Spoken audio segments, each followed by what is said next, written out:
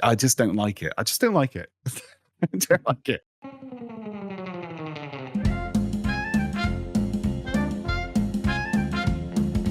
Welcome to the official, unofficial Sea of Thieves podcast, a podcast dedicated to Sea of Thieves and other rare games, but mainly Sea of Thieves.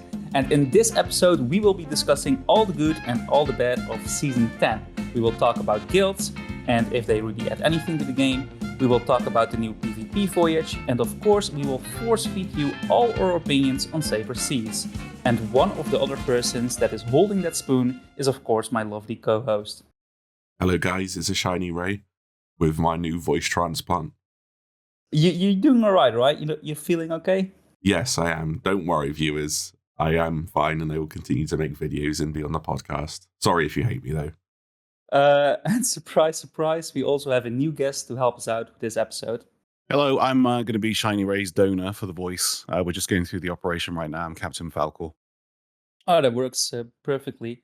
Welcome on the podcast, Falcore. Thank you. And because you are a new guest, we also have some introductory questions. We always ask the newest of guests. So can you tell us what got you into making content for Sea of Thieves? I mean, people ask me this question all the time. Pirates. That's it. That's literally it. I love pirates. I've always loved adventure games, and a pirate adventure game came round, and I was like, "That's it. I found my home," and that was it. It's not as complicated as people might think. That's literally it. Because I remember your channel originally called Falcore Game, right? That's right. Yes. Yeah. So yes. Your original plans were actually for a all-out gaming channel? Variety game channel. Yeah. It was a hobby. It was a real hobby back then, and it was more of a way for me to vent, I suppose, because I had a horrible job at the time. So it was my kind of vent area. So it was basically just playing silly games and screaming a lot. And funnily enough, it didn't do too well. So I changed my position on that, and went a little bit more serious and started playing Sea of Thieves. Yeah. Do you think that's because you were one of the first that started making Sea of Thieves content? I think that has a lot to do with it, yeah. Because I was a more dedicated Sea of Thieves content creator, whereas a lot of people were sort of injecting Sea of Thieves alongside their variety. But I think it was the way I went with it, because everybody was just doing gameplay, or I stole 20 Athena chests or something, whereas I was like, let's have a look at these cave paintings. So it was a different source of media for Sea of Thieves that hadn't happened yet. So it was a combination of the two, I think. Yeah. I mean, that's the reason I subscribed originally to your channel, because I was looking for Sea of Thieves channels, couldn't find some channel that clicked, and you were there making content. And I was like, oh, this is what I'm looking for. Yeah. I think it was me and the Crow's Nest. I think we were the only two at the time that were constantly making. That's an old name. Yeah. Yeah, at least he got an Easter egg. Rare. I remember watching those videos when you had the sheep logo, didn't you, of Falcore Gaming? It's not. That wasn't the sheep. That was Falcore. Oh right. That was the face of Falcore. No, yeah, it did look like a sheep. That's true. Did other people mistake it for a sheep as well? Oh yeah, people were like, "Why have you got a sheep? Why have you got a sheep for your logo? Or why have you got a dog for your logo?" I never didn't quite click with people. I never put two and two together, because isn't Falcore spelled with a K from Neverending Story? Yes, it is. Yeah. That's why. I had to obviously change it a little bit, because I thought if I ever did, I didn't think I was going to get popular, but I was like, if I ever did get popular, that would be a copyright problem. So I'll just change it to Core. Sounds familiar. Yeah. Someone hasn't done that though. Someone here. No. That's fine. I have my Easter egg, I can say. So there you go. Yeah. I'm just going to name myself Joni, and then I've got an Easter egg.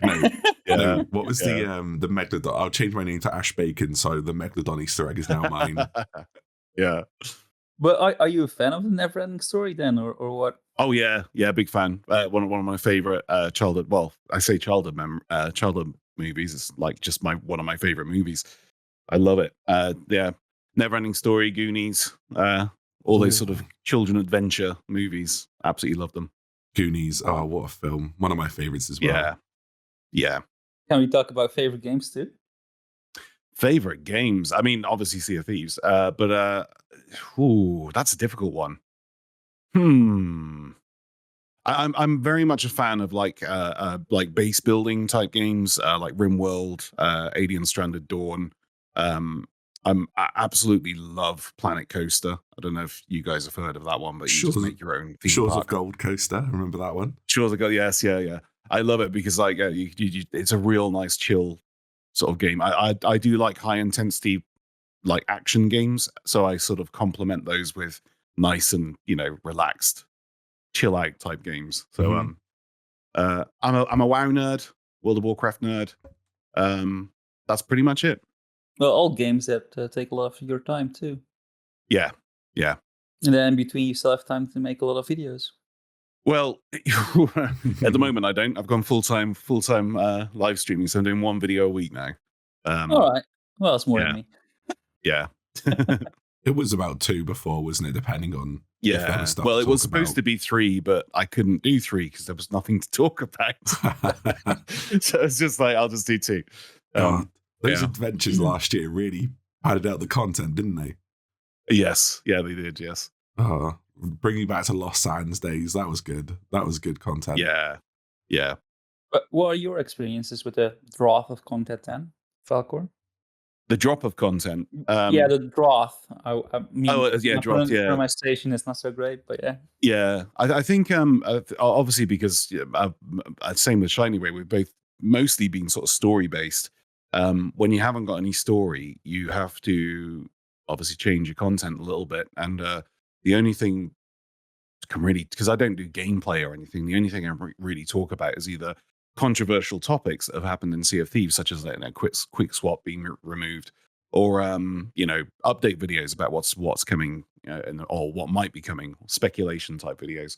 But it's difficult when, I mean, this time like 2 or 3 years ago, there would always be something to talk about because a dev might say something.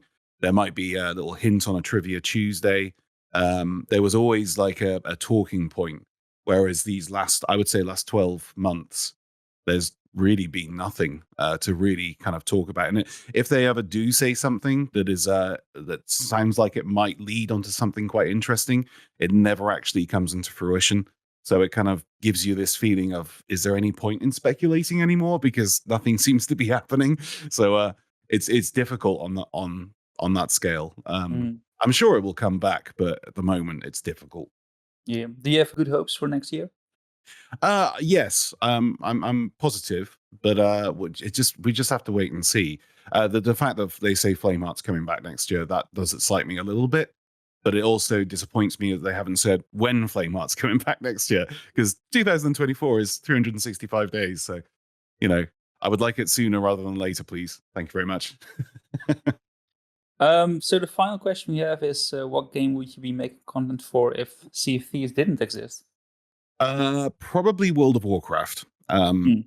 That's what I mean.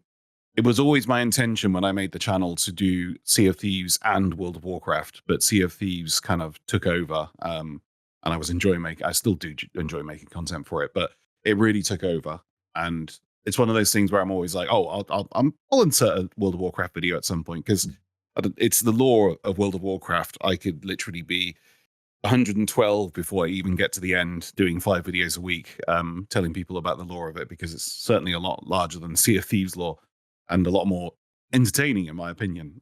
So yeah, it would be World of Warcraft, definitely. Never thought about a second channel? Yes, this is one of the things I was thinking about before I decided to go full-time Twitch, because I was like, I could make a second channel and start bolstering that up. But I thought if I do full-time Twitch, I can start doing content on other games and then create a community around those games, and then possibly do a second channel, because I'll have a community to siphon into the channel then. But it's all a risk, isn't it? You got to take the risk. So that's what I'm doing. Yeah, it's a lot of luck to make it successful with one channel. Yes, so, yes, yeah.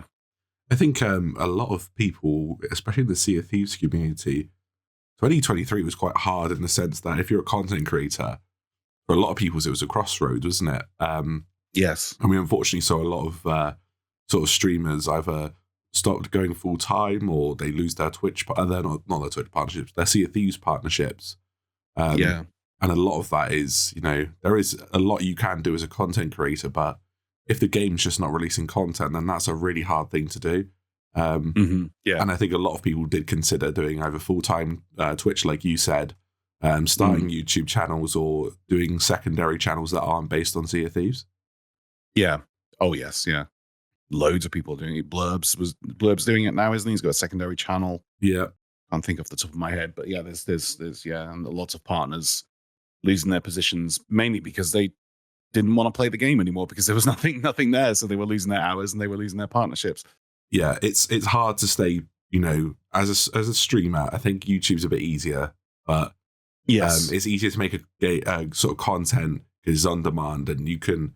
I'd never feign interest in Sea of Thieves, but you can pull together stuff. But if you're visibly not having fun playing a game live, it's really hard. It's really hard to hide that. Yeah. So that is an issue, isn't it? But hopefully, 2024 will be the rebound. Yeah, hopefully. Yeah. So before we go, I'm just moving on. Before we go to the news, let's do our begging for money segment. If you want to support the podcast, you can. You can use super thanks. That's always appreciated. Or you can buy a podcast poster. A link to that is in the description. And if you don't want to do that, you can always give this video a thumbs up. So, are we ready to go to the news? Yes. Mm-hmm. Just a small segment. And it's not about Sea of Thieves, because on Friday, December 8th, one day after Sea of Thieves came out, some new games released on Nintendo Switch Online. And those are Jet Force Gemini, 1080 Snowboarding, and Harvest Moon 64. And why am I talking about this, AShinyRay? Because they're rare games. Is that a quiz? Yeah, it was. Well, I thought you would answer me directly. Sorry. But yeah, Jet Force Gemini is a rare game. Yeah, sorry, I thought that was a trick question. And I thought this is like a bit that we practice or something, a test to see if I've read the script. Yeah, just a test of your general knowledge. Yes. But you know this, right? Yes, I do. I have played Rare Replay, and I do know both those games are rare games, okay? All right, just one. So you still failed. Hang on, you said Jet Force Gemini and 1080 Snowboarding and Harvest Moon 64. Harvest Moon 6. Hang on, you said there was 2 games. No, I didn't. 3 games. Okay, sorry. 3 games came out, only one a rare game. See, Falcore would have known this. Falcore, did you know? I'm sorry, I actually didn't. I actually didn't. But what's your knowledge of the past of Rare then, Falcore? Oh, pretty good, but like it's just based off the games that I played. It wasn't. I don't really. I know of the games that I've played from Rare, but outside of those, not much. I know their history with them being what was their original name? Let's Play Game Ultimate Play Studios the or Game? something. Ultimate Play the Game. That's it. Yeah. See, Blubber, I knew that bit. Right, you remain a co-host. Good. But did you play those games, Falcore? I played, Black Witch, and there was Black Witch, and I've forgotten the names of the other games, but there was like 3 of them in the and Tombs in the series. I played those, but then Viva Pinata, of course, that was a massive thing. Put me on the spot now. I can't remember the other games I've played. Did you grow up during their N64 era? Did you play? I did, yes. The Nintendo 64 was my very first, in quotations, games console. So that was let's see, but I got it really late because our family was quite poor. So like, whilst everybody was running around with a Mega Drive and a Master System, I had a Commodore 64. Yeah, that would have been when I was like, 15 years old. Damn, you're old. Rude. But that's interesting because you played the Pendragon games before you played Sea of Thieves. So yes, when the Pendragon came, you recognized him then, right? I didn't make the connection. I didn't make the connection, and it was actually it was a friend of mine who was he was starting to do. He's called Dinosaurus. I'll shout him out. He was starting to do Sea of Thieves content, but kind of just tapered off. It wasn't really for him. And he mentioned it to me. He's like, you do know that's the ship from that Commodore 64 game? And I was like, oh. I was like, it makes sense now. Yeah, so instantly got a video out about that.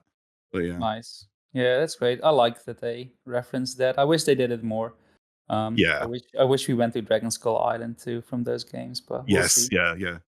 But anyways, Just for Gemini is on NSO. I don't recommend it because the rare replay version is just better. It has updated controls. So if you want to play Just for Gemini, you should still play it on rare replay. And the only games you really want to play on the Switch are the Zelda games and Falcore Mystery Dungeon, Rescue Team DX. Just and Pikmin. Right, we're giving them too much choice now, Falcore. We can't give them too much choice. Sorry. Pikmin is also good. Yeah, that's good. Are you a Pikmin fan then? Yes, I am. I haven't played it as much as most people, but yeah, it's just a cozy game, isn't it? You feel good playing it. Well, unless they start dying. Of course, yeah. You could use that sentence to apply to a lot of things that make situations stressful, can't you? Not just Pikmin. Mention Animal Crossing. Oh, it's just cozy, and then the Black Plague rolls over your village. And see, that's an Animal Crossing I want.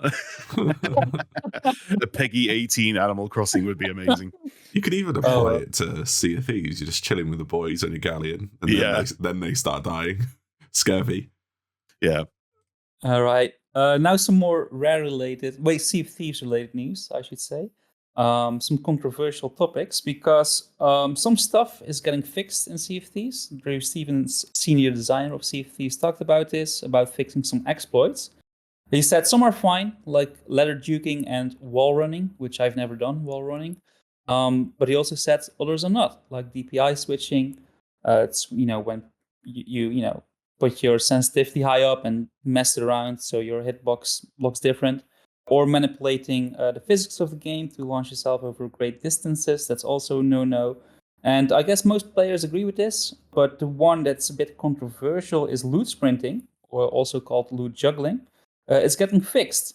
So I did a poll, and over 50% of my subscribers don't agree with this fix. So how do we feel about this? I think this all. First of all, you need to refer to Drew as his correct name, which is Captain 9 out of 10 Shots Drew. They're going to change his Easter egg in game, aren't they? His skeleton name. Yeah.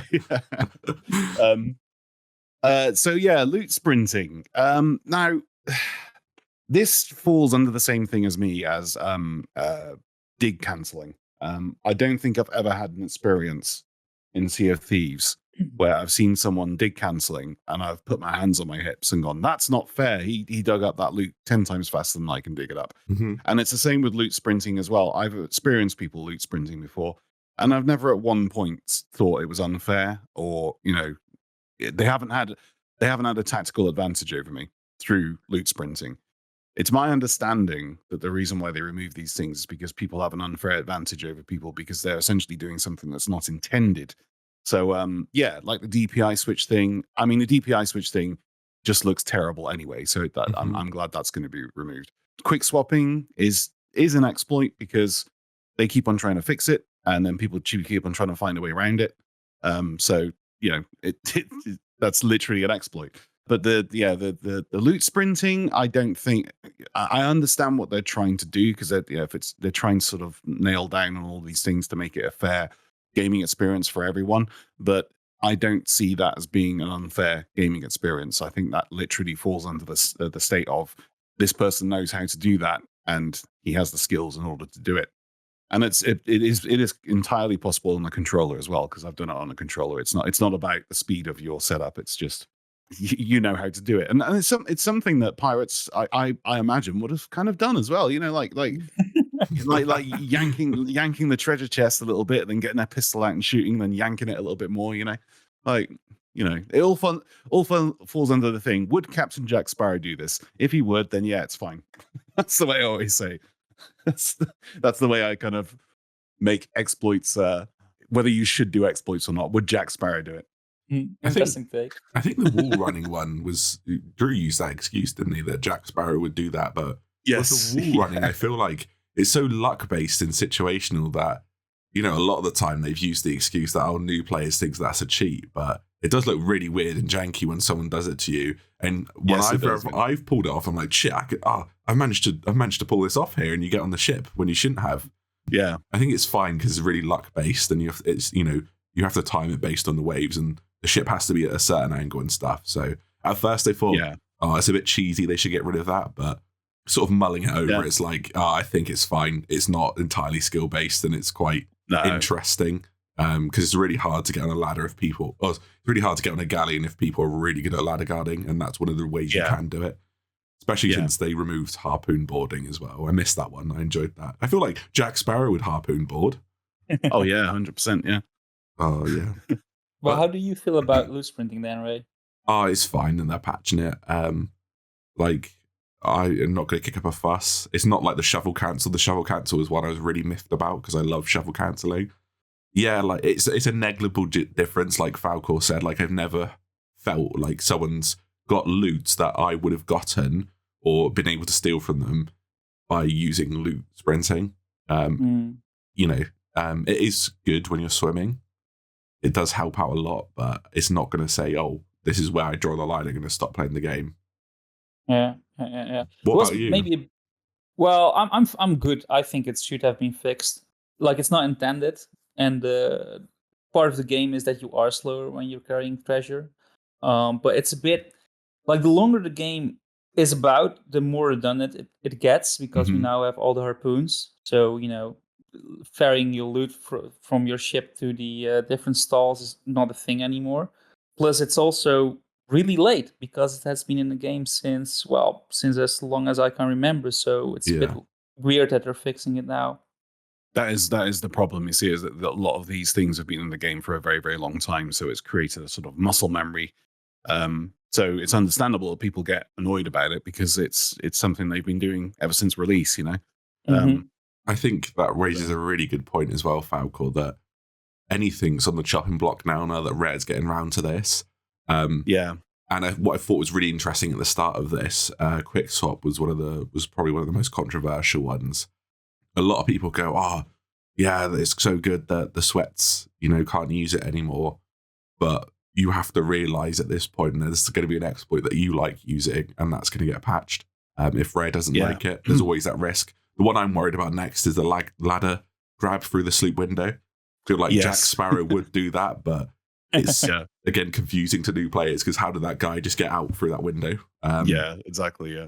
So there's always that balance. And the other one I wanted to bring up, which wasn't actually on this list because it came out this week, was the DA sale fix, and some other sales got fixed as well, didn't they? So the main one, for the listeners who don't know, the Dark Adventurous sales are 8 million gold. You can only get them on your Pirate Legend. There's no commendation tied to them. So if you've got the gold in your Pirate Legend, you can just go buy them. And the controversy was there's a big cutout at the bottom of the sales. And I'm not talking about a little one. It's big enough so that on a brigantine or a galleon, it will give you a decent advantage to see what's in front of you when the sails are square. So when they're turned in front of you.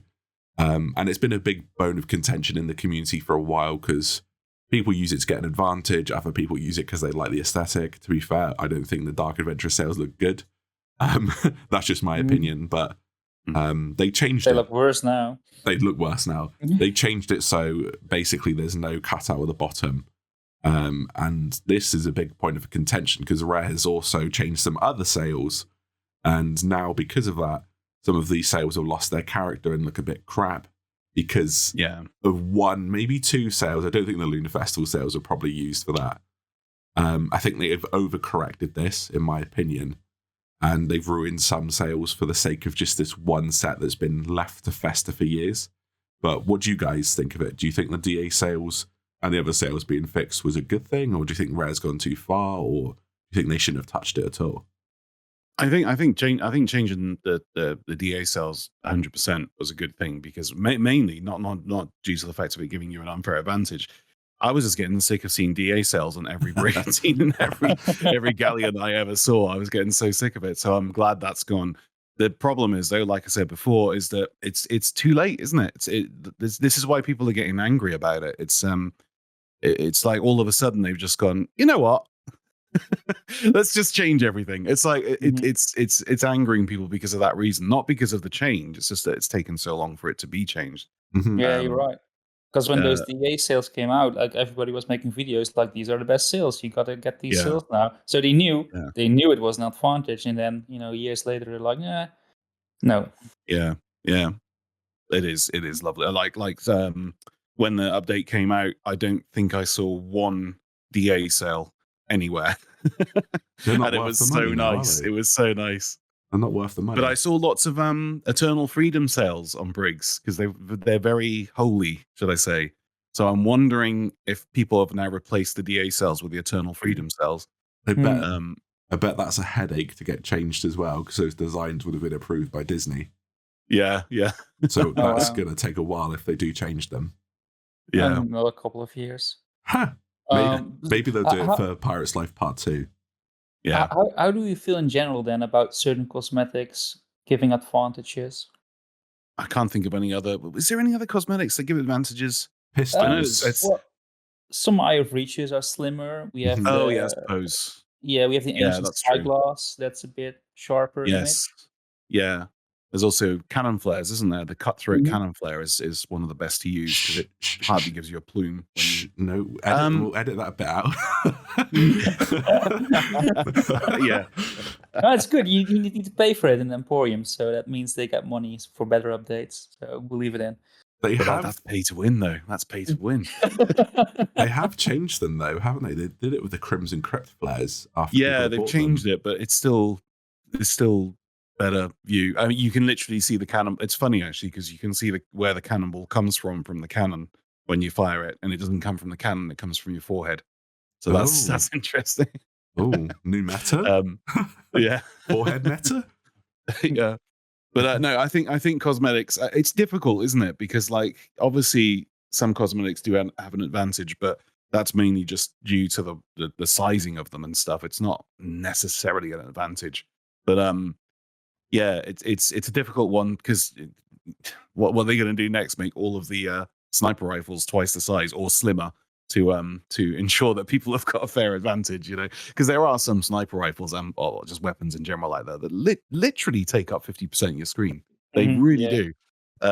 Same with cannons as well. Like so many amazing cannon designs in Sea of Thieves, but I would say a good 80% of them are just unusable because they take up a good 50% of your screen. No, flintlocks are the same. Like some have iron sights and some don't. Yeah. Some of them have the way the model is designed.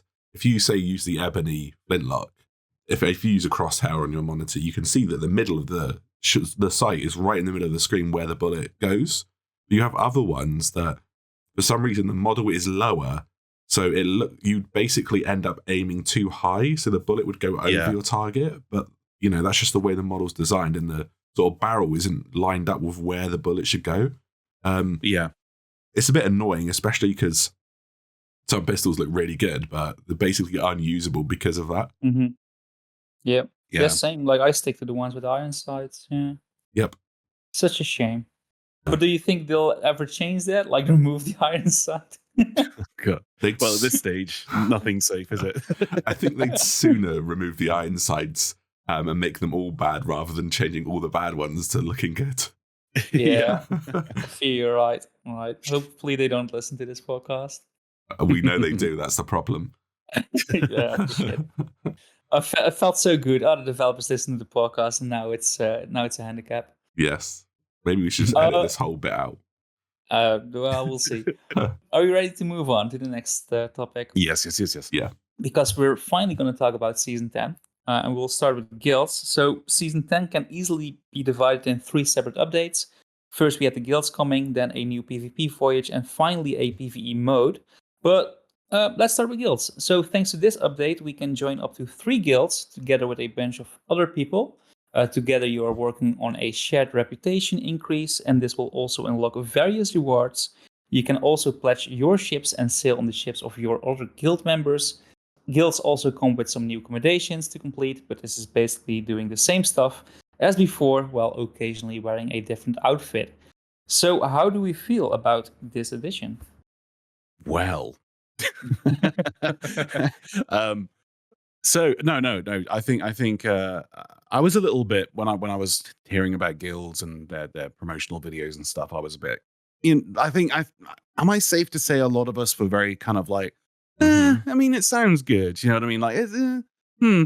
But when it actually came in, I thought it was great to have all of the people invited into the guild and seeing people set sail and a whole new reputation system, new things to unlock, a new reason to go out into the seas. Hmm. It was all really, really good. I did really enjoy it. There's a lot I would change about it, though. Hmm. I was very disappointed. One of the most fundamental problems Sea of Thieves has always had ever since it very first came out is it's not particularly a very social game. It markets itself as a social game, but also makes it very difficult for you to be social in this game. The only option we have is open crew, and we all know how that ends. Um, and I was thinking, I was under the impression, at least I hoped, that Guilds was going to expand on that. It was going to give players a way to tailor their online experience by searching for like-minded pirates out there and be Hmm. invited to their guild so they could, for example, well, one of the things I was expecting it to have, and I'm very surprised it doesn't, would be some form of guild finder within the game or on the website or something where you could advertise your guild or even use the quest board that doesn't get used or something. Yeah, something like Hmm. that. So where you could advertise your guild and you could say, hey, this is a guild for new players who like, we're doing tall tales, we're discovering the game. Join if you want to.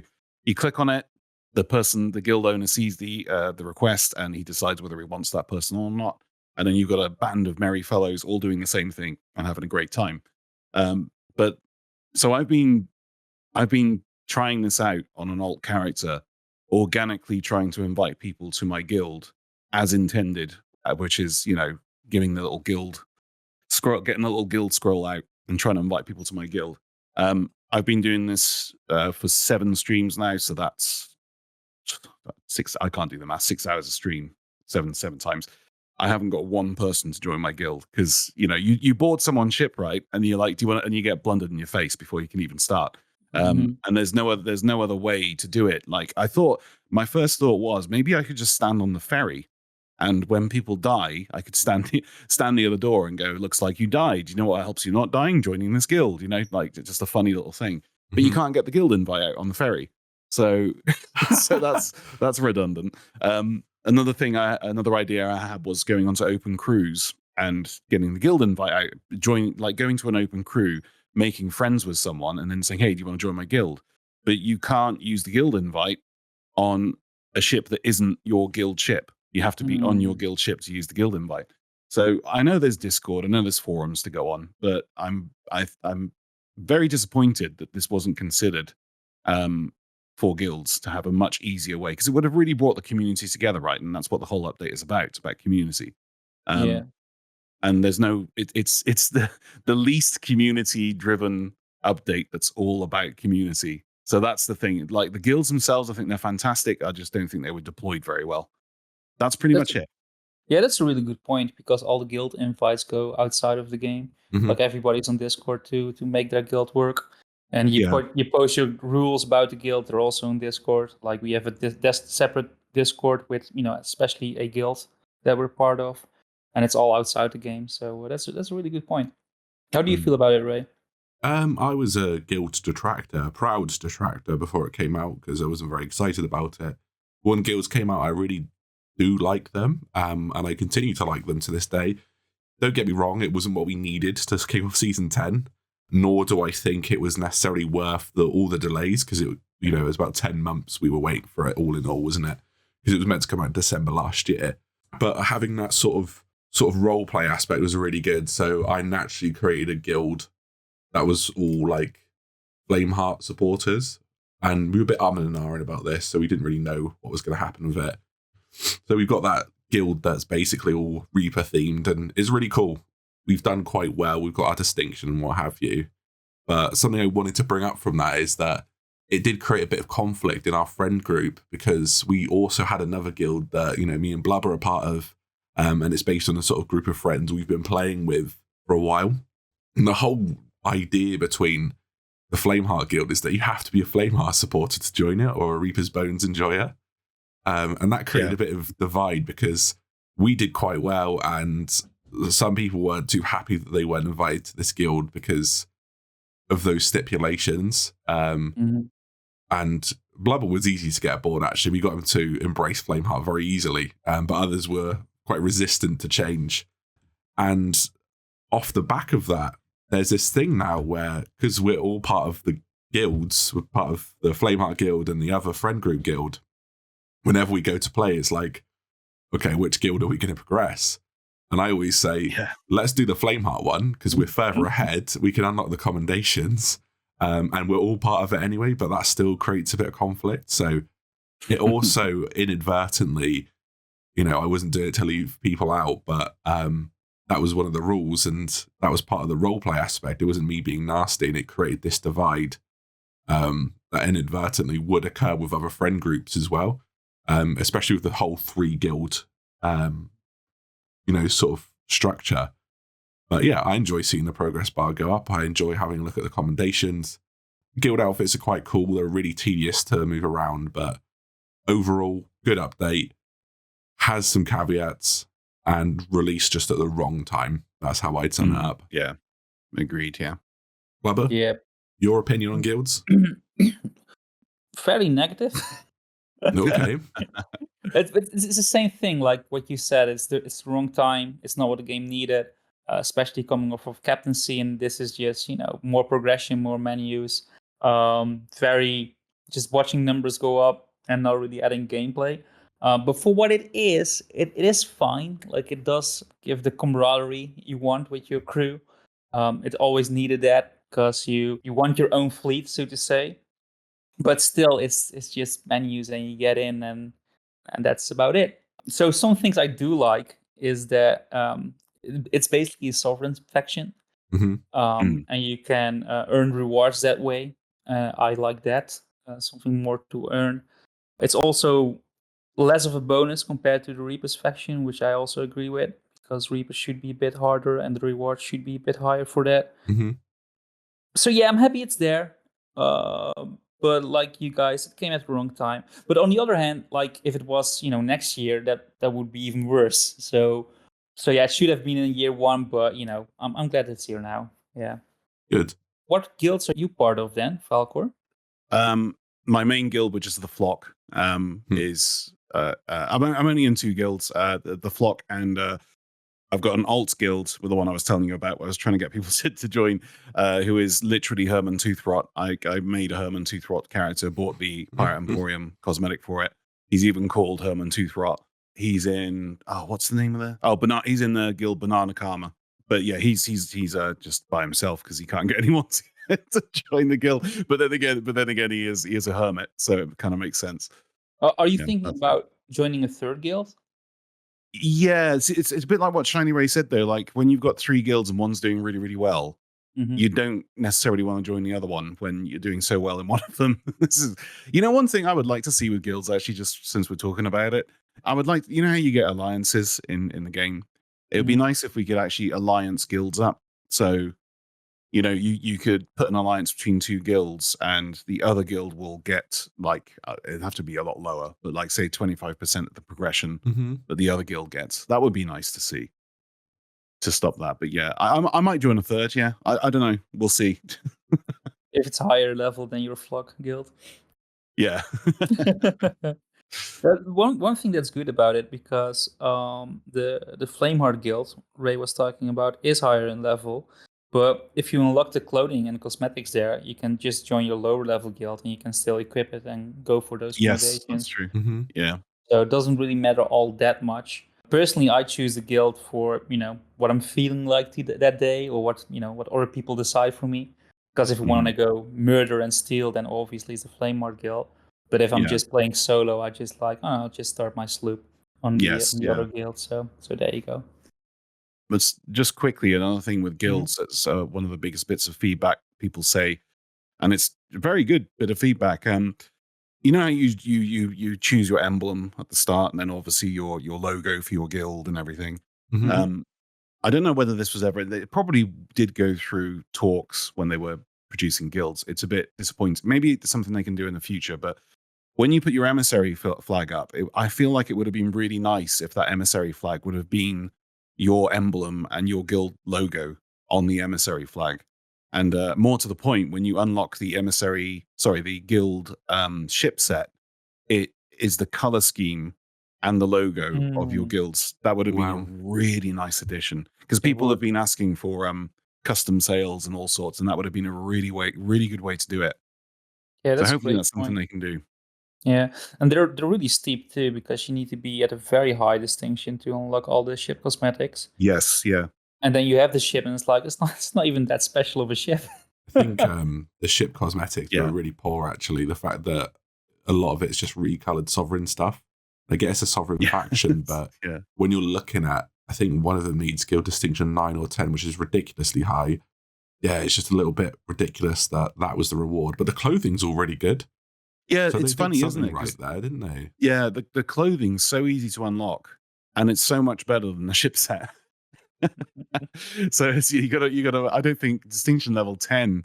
I'm not going to see that till the end of 2024. The rate it's going. Yeah. So Which I think is fine. Like it should take a long oh time. yes, yeah, yeah, Yeah. yeah, yeah. I just think the unlock should have been done differently. Hmm.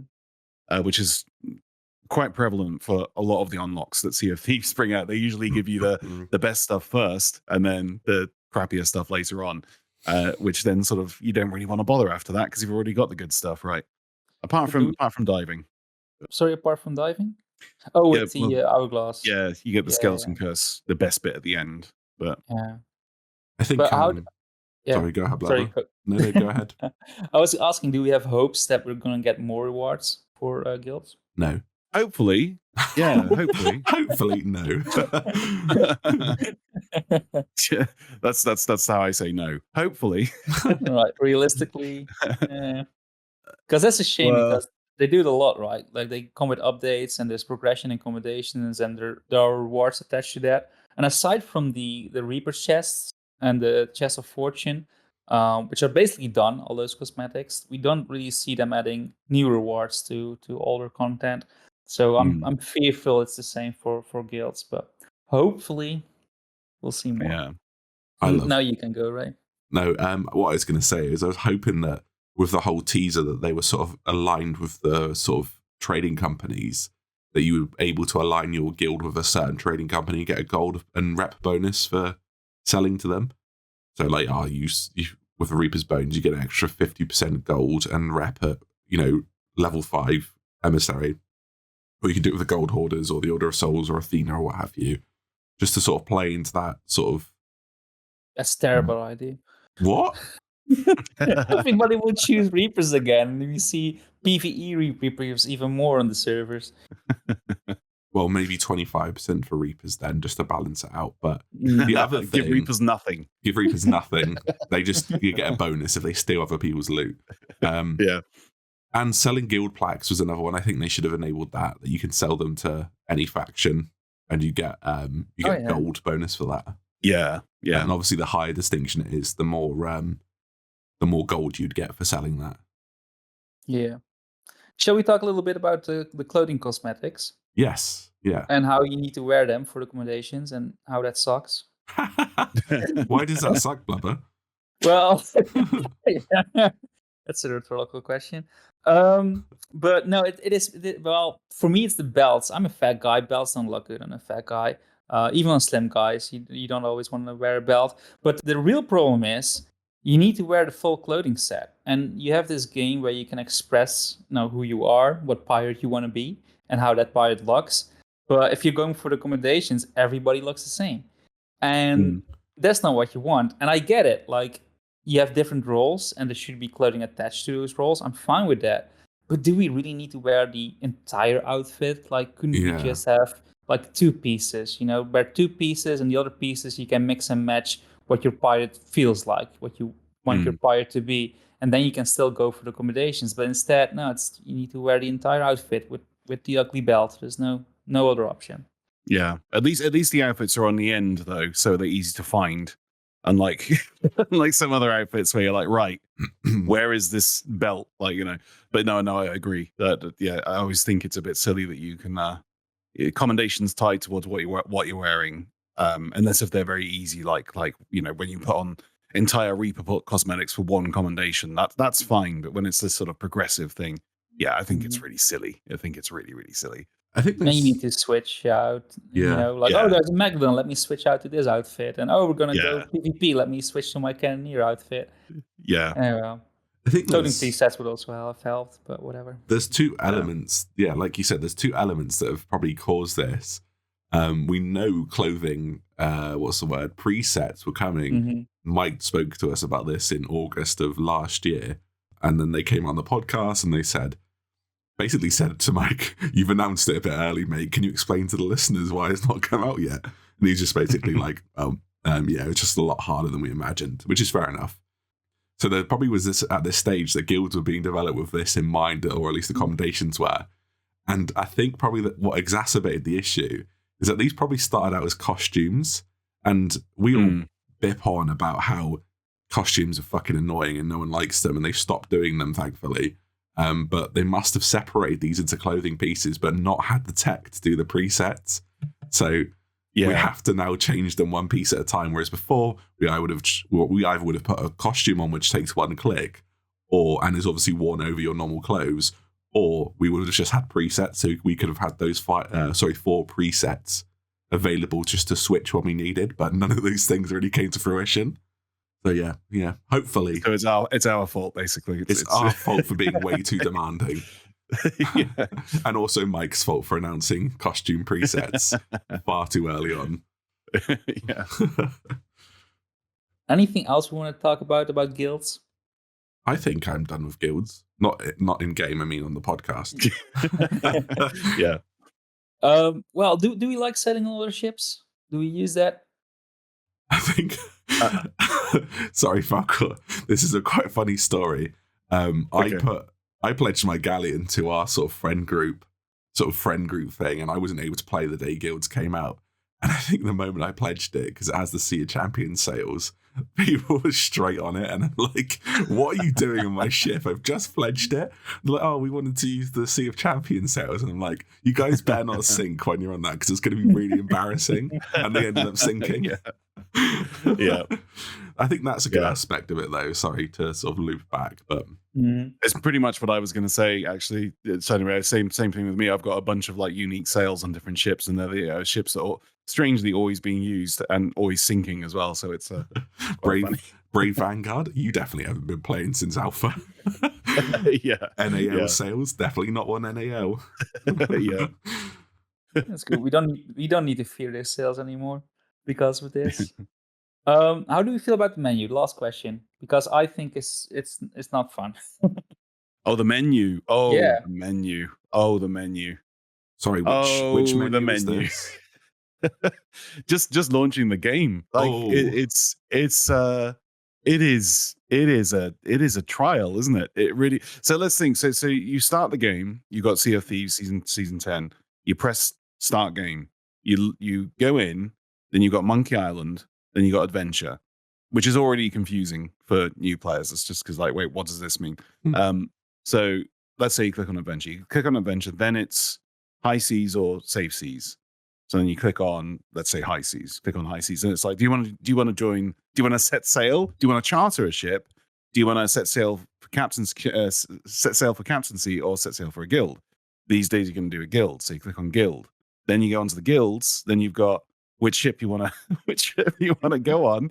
You click on that one, and then it loads, and then it says set sail. It's like that is so many clicks that they really need to condense it. I'm not sure how they do it, but that needs to be condensed. It really is awful.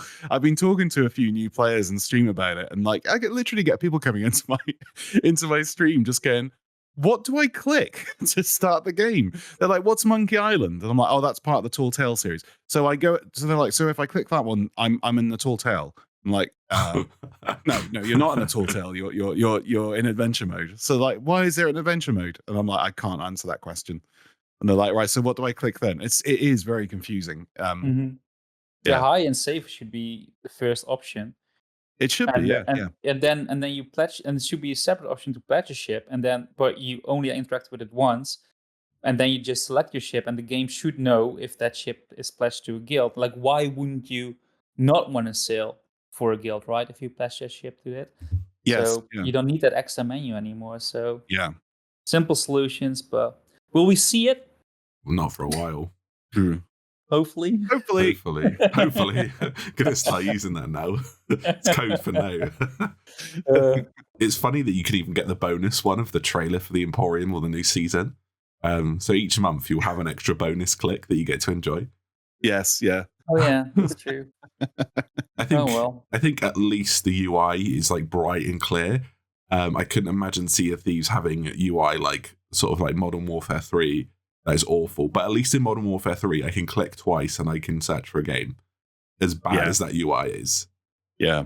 Just wait till they do ads in front of all our clicks. Oh yeah, you get Pirate Emporium, seasonal content, podcasts that you have to listen to all the way through. Our podcast, because we pay to sponsor it. Of course.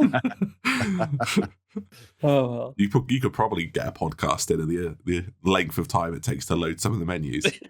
Yeah. Oh well, let's move on. So let's continue our discussion and talk about the new PvP voyage, the Skull of Siren song. This is a random voyage that, if it triggers, appears on every ship in the server.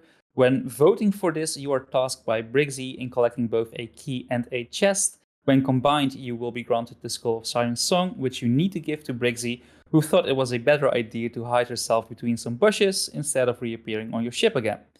The catch of this voyage is that you are not the only one hunting for these items, and that other players who opted in get the same maps and will be able to see both the key and the chest on the map when they are dug up.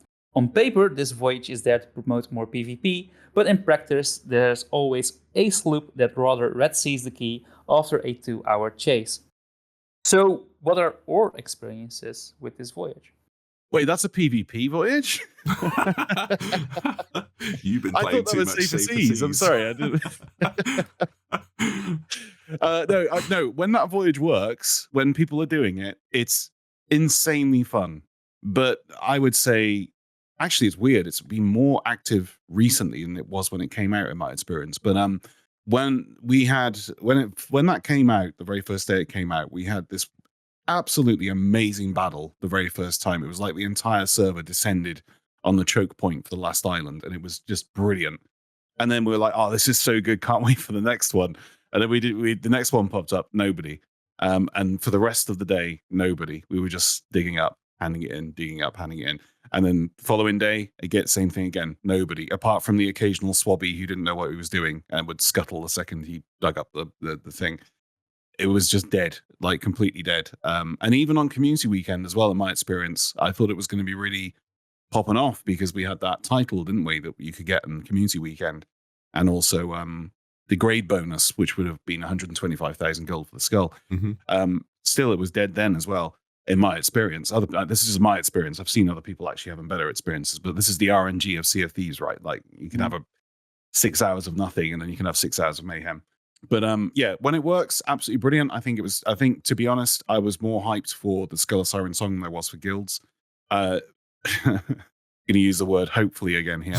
I just hope that they do more to it or draw emphasis towards it more in the future, because the general consensus is that I've been seeing from people is that people aren't doing it enough, and they're just digging them up and handing it in and nothing's happening.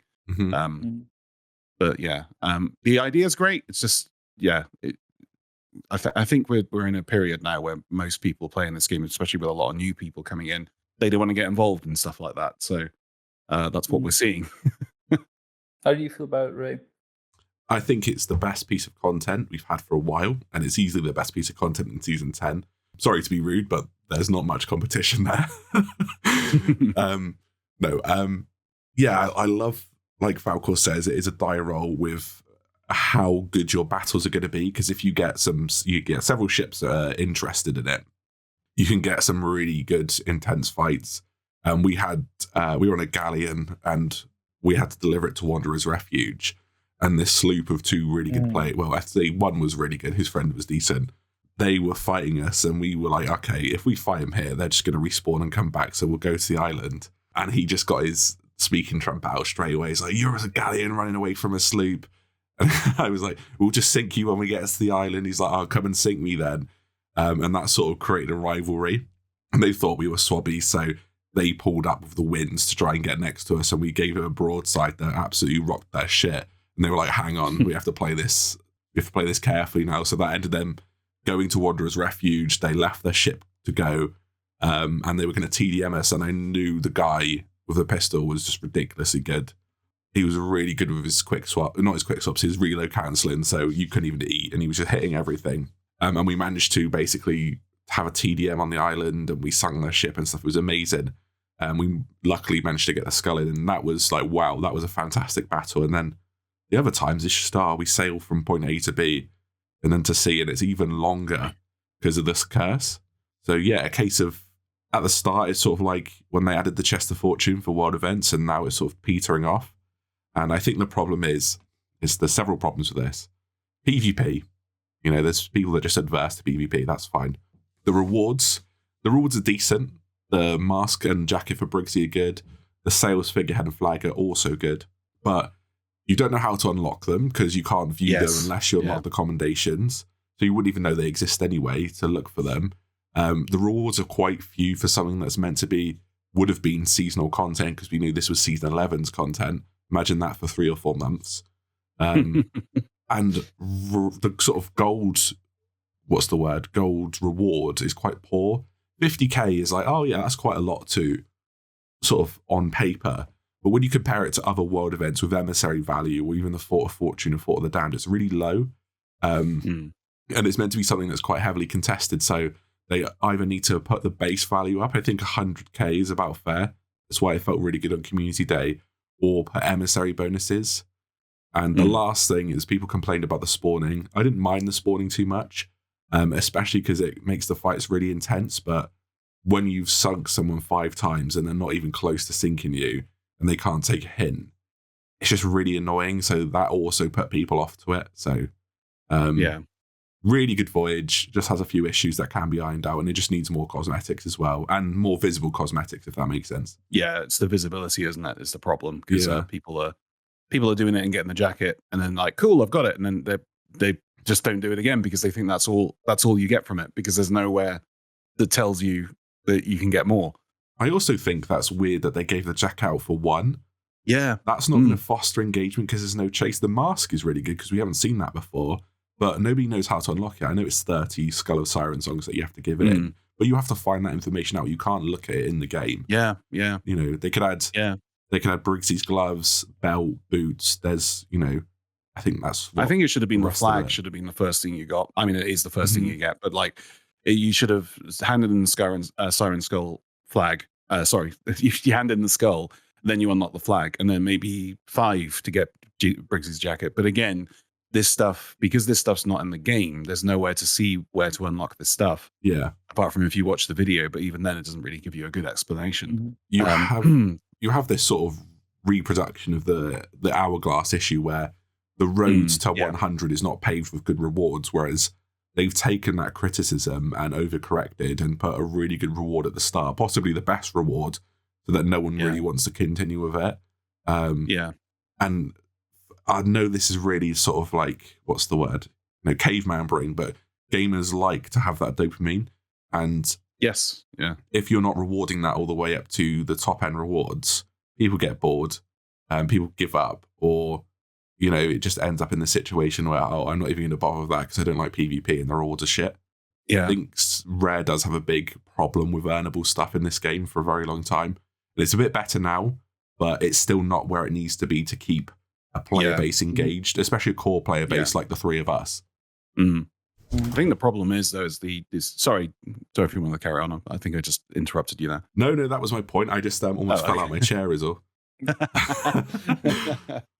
No, I think it's like you said with the dopamine, with unlocking stuff. For a game that's there's no real unlocks in Sea of Thieves. It's all about cosmetics, right? That's it. It's a fashion simulator at the end of the day. But they have so much potential to give people those dopamine hits with cosmetics, but there's nothing in the game that really intuitively shows you how to unlock this stuff. I mean, I'll give you an example. Briggsy's jacket is available from the Skull of Siren song, but to get Briggsy's hat, you've got to do a tall tale. But there's nowhere in the game that will tell you, oh, you've just got Briggsy's jacket, but did you know if you did this, you can finish off your look by doing the tall tale. Mm-hmm. Using an example from like MMOs, there will be like a set, like a set of armor that you can get.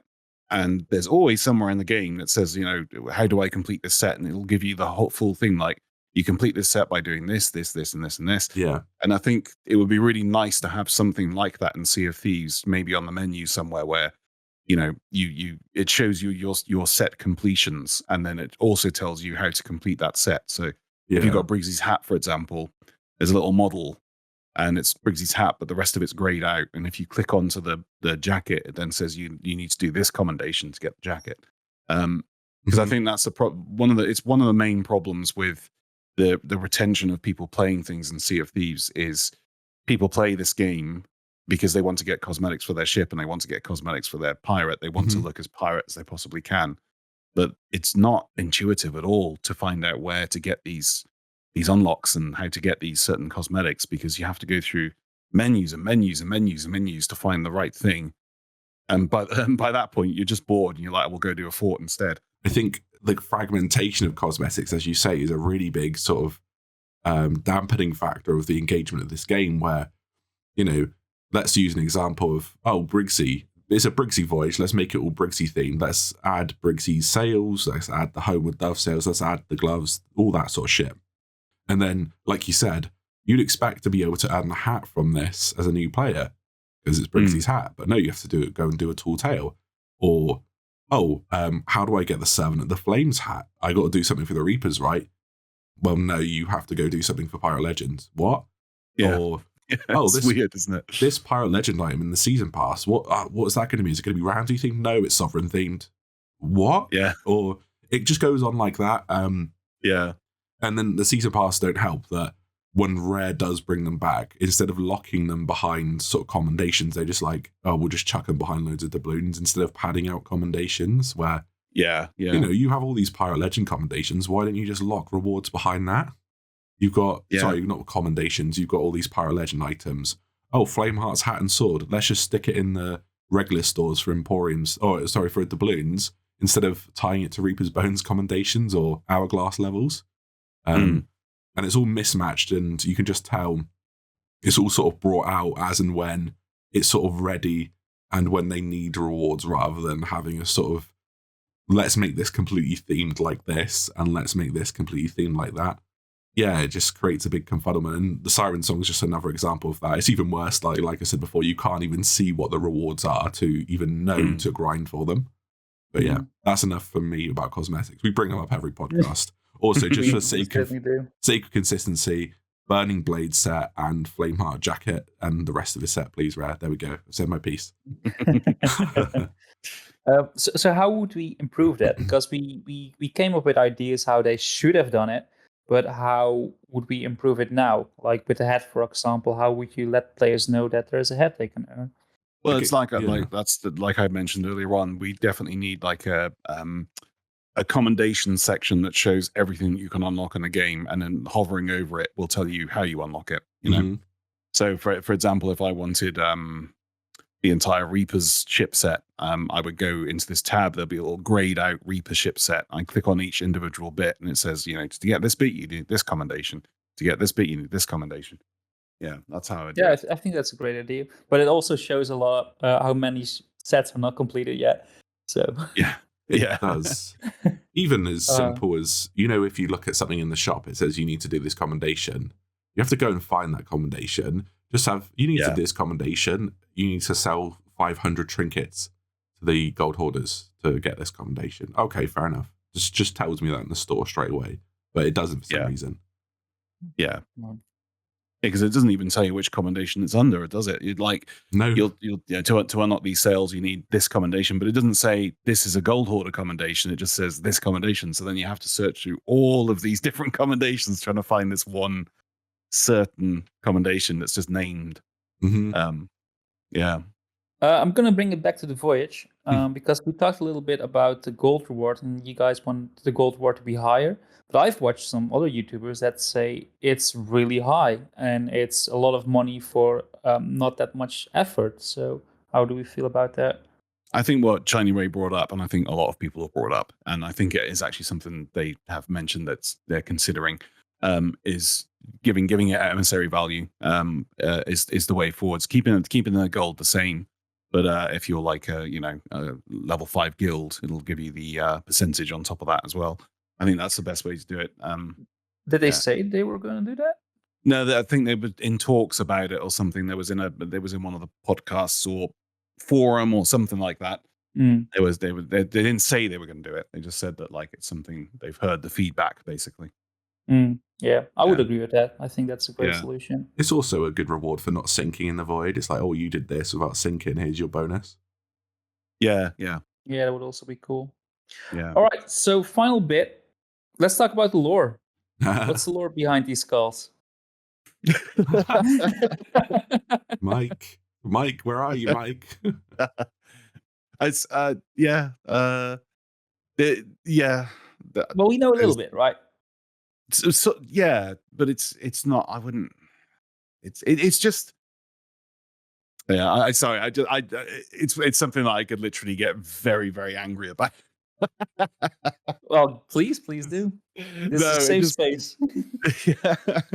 I've said this in videos before. I just feel like Secret Wilds, the last proper adventure we got, Sea of Thieves lore adventure, should I say, Secret Wilds. I feel like that was supposed to come out before season 8. Just the way that she was talking about the what's it called, the hourglass of fate. So I can't remember what it was making a choice, wasn't it? Something like that. Yeah, making a choice. Yeah.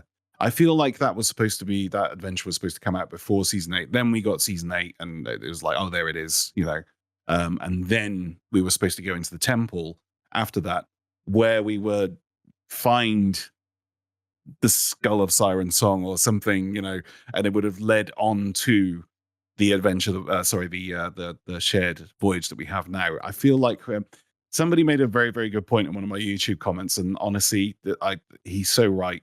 He said the lore of Sea of Thieves at the moment is like watching every other episode of Lost. He said, it's just you don't know which direction it's going half the time anyway, even if you watched it in succession. But like, it's very, very true. And although there's a bit of stuff around the Siren Skull, not really lore, but there's a little bit of understanding.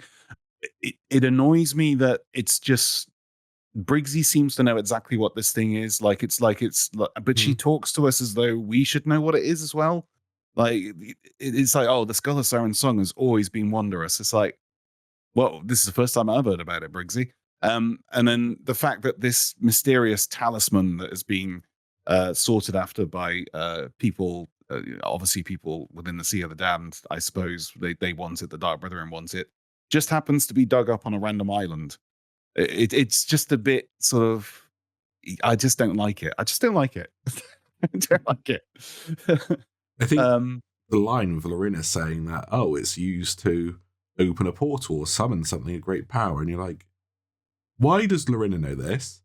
Yeah. It's too, this feels like a bit of an how does it open up? Yeah, how does it open up? Why does it open a portal? What? And I'm sure this will all come into fruition. Hopefully, I'm sure this will all come into fruition at some point. But I feel like a lot of the stuff, and understandably, they've gone through a lot of hardships, Rare, with the delays and stuff, and also the whole COVID thing that hit really messed up everything, the whole timeline of Sea of Thieves.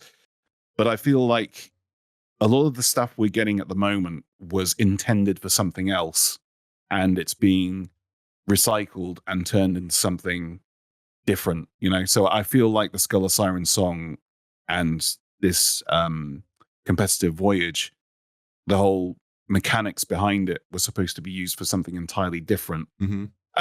And they've jerry-rigged it to now be a competitive voyage, whereas the Skull of Siren song originally was like perhaps something for a tall tale or perhaps something for an adventure.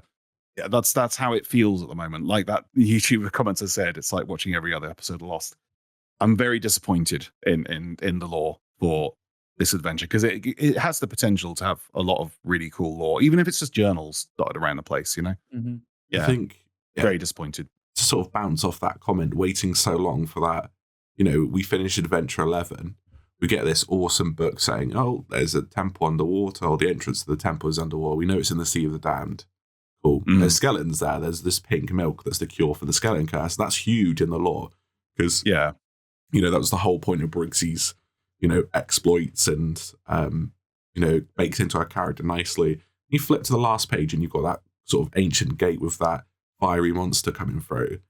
Yeah. And you're like, whoa, this sounds really good. Like, we're getting like another sort of gauntlet that we have to run in the Sea of the Damned in the next adventure. And Rare always do this. I don't know how they manage it. Whenever the story gets good, they just kill the momentum. They did it with Heart of Fire, where we had nothing because we were waiting for Jack Sparrow and co.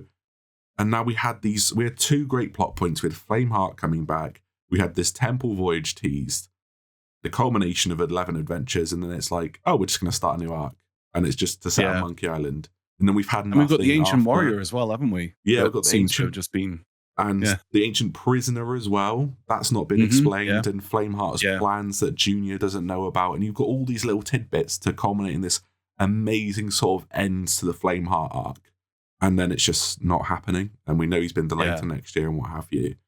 And then to come out with this, where it's like, oh, the Skull of Siren song, and Briggsy's back, and like, oh, the continuation of the story. And it's like, yeah, there's not really a continuation of the story. You're going to have to wait even longer for that Temple Voyage. And it's a bit like, you're just a bit exhausted with it. As much as I liked Monkey Island, I feel like the ending should have been different. And after Monkey Island is concluded, the world is in basically the same point as it was before it started.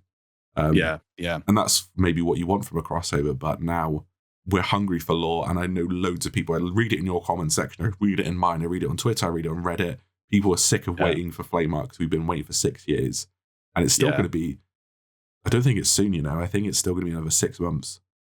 Yeah, I don't think it's going to be soon. And I think the thing is, like you said, because people are sick of waiting for Flameheart, when Flameheart does eventually turn up, people are going to be like, all right, he's here then. Rather than like, let's go, It needs to be almost like an update themed around him. It's been, the longer they leave it, the worse, the more room for disappointment they have.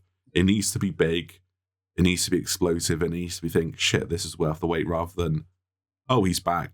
There was a trailer or a few voice lines in there. It's just under the Reaper's hideout. We don't want Flameheart spawning on our ship, making us go look for another skull, basically. I need wood to patch my burning blade. Go find some wood for me. That actually, you'd laugh about that, but an interactive thing with the Reapers just doing tasks for them to help build the burning blade would be a good build-up to that. Yeah, it would be. Yeah, it's just like little tasks, like go get this wood, or that sounded really wrong. Actually, go get this wood. Junior's like, go hold this wood, but no, we've seen he's got a new animation, hasn't he? And he has, yes, as well. Yeah, that's going to be teasing something, but yeah, building the burning blade would be cool as an optional little side quest. We'll see what the future brings. But let's continue on. The last thing added to season 10. I mean, I'm guessing we're done with the science song, right? I think so. Yeah. All right. So the last thing added to season 10 was the addition of Safer Seas. Players can now choose between a PvP server called High Seas, which is just Sea of Thieves as it always is, and a server where it's just you or your crew called Safer Seas.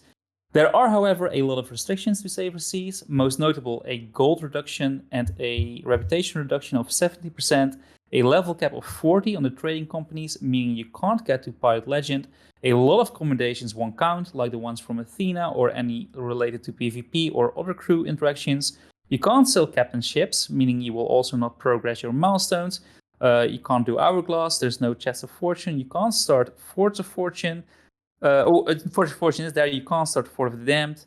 And that's it. People have been really opinionated about this edition, so I thought it was fun to go over some hot takes from the community and give our own opinion about it, unless one of you really wants to give their hot take right now. I'm just fine with it. I'm fine with Safer Seas, but it's funny how we've got one of the this super season in quotations it's one of the best things to come in the super season, in my opinion, but also it's not brought anything. You know what I mean? It's weird. I think it's really good for the game, but it hasn't done anything. You know what I mean? That's the only thing. That's the only hot take, I suppose I could say. But it hasn't done anything in what sense then? Well, in a sense of like it hasn't changed the sandbox, right? Where it's an update, but it's not an update. You know what I mean? Yeah, Um, yeah. yeah. Okay, so I'll go to the first hot take, which is actually one of my subscribers one. So it's not in the hot take bar, but whatever. So the first hot take comes from Tromsu. He says, without a proper tutorial, Safer Seas is a wasted opportunity. Maiden Voyage makes sure that you can move around and shoot. After that, you are thrown into the sandbox and expected not to be overwhelmed. This is not enough. So many people don't even know how to buy a voyage, let alone how the promotion system or tall tales work. This is why we encountered so many players randomly sailing around without a quest. If Safer Seas was released with an improved tutorial, it would have done the game so much good. Currently, it's just a nice feature at best. At worst, it is a failed attempt to retain returning players. So he's mainly talking about the lack of a proper tutorial in Safer Seas. So how do we feel about that? I think it's a difficult one because I understand what Rare are trying to do with the game, and it's organic in the sense of you're literally thrown into the ocean, figure it out for yourself, and I like that. I do like that kind of idea behind it. That like it's all about your own adventure, whether that be trying to figure out how to put a voyage down or just like sailing off to that island on the horizon. And I agree. I think that is great, but I do think evidence has shown that people need their hands held a lot more. And when Sea of Thieves very first came out, it was not that overwhelming because all we had was 3 voyage companies and a fort. Mhm. That's all we had. But these days, it is overwhelming for a new player. Like the amount of stuff that you can do, and or not necessarily stuff you can do, but the stuff you shouldn't be doing. Like obviously, as a new player, you shouldn't really be doing voyages these days. You should be off to the fortresses and the shrines. That's the best way to get the most out of your play session. But there's nowhere in the game that kind of really tells you what to do. And I think because the game's so expanded now, a tutorial is definitely something that needs to be added. And also PvP tutorial as well. Because we need there's nowhere for these new players on Safer Seas, if they choose to go that way, to learn, basic PvP tactics. So yeah, no, I agree with him. I do. I wouldn't say I agree with it. It's late. It's not. Did he say it was lazy? I don't think it's lazy what they've done. I think it's great what they've done. But I don't think he yeah, said next. lazy. No, I No. probably just heard it wrong. Yeah, definitely. A tutorial, a much more expanded tutorial in Sea of Thieves is definitely these days is something that we definitely need. 100%. I have a different opinion actually. Okay. Oh, Because interesting. it is overwhelming and there's a lot to do, but that's part of the fun, isn't it? So what we do see is a lot of new players that don't really know what the possibilities are, and they just start doing whatever they feel like, and that is sailing to world events or sailing to forts, and then they'll figure that out. But the problem is they stop playing after they get sunk so much, so they didn't have the opportunity to learn all the other stuff.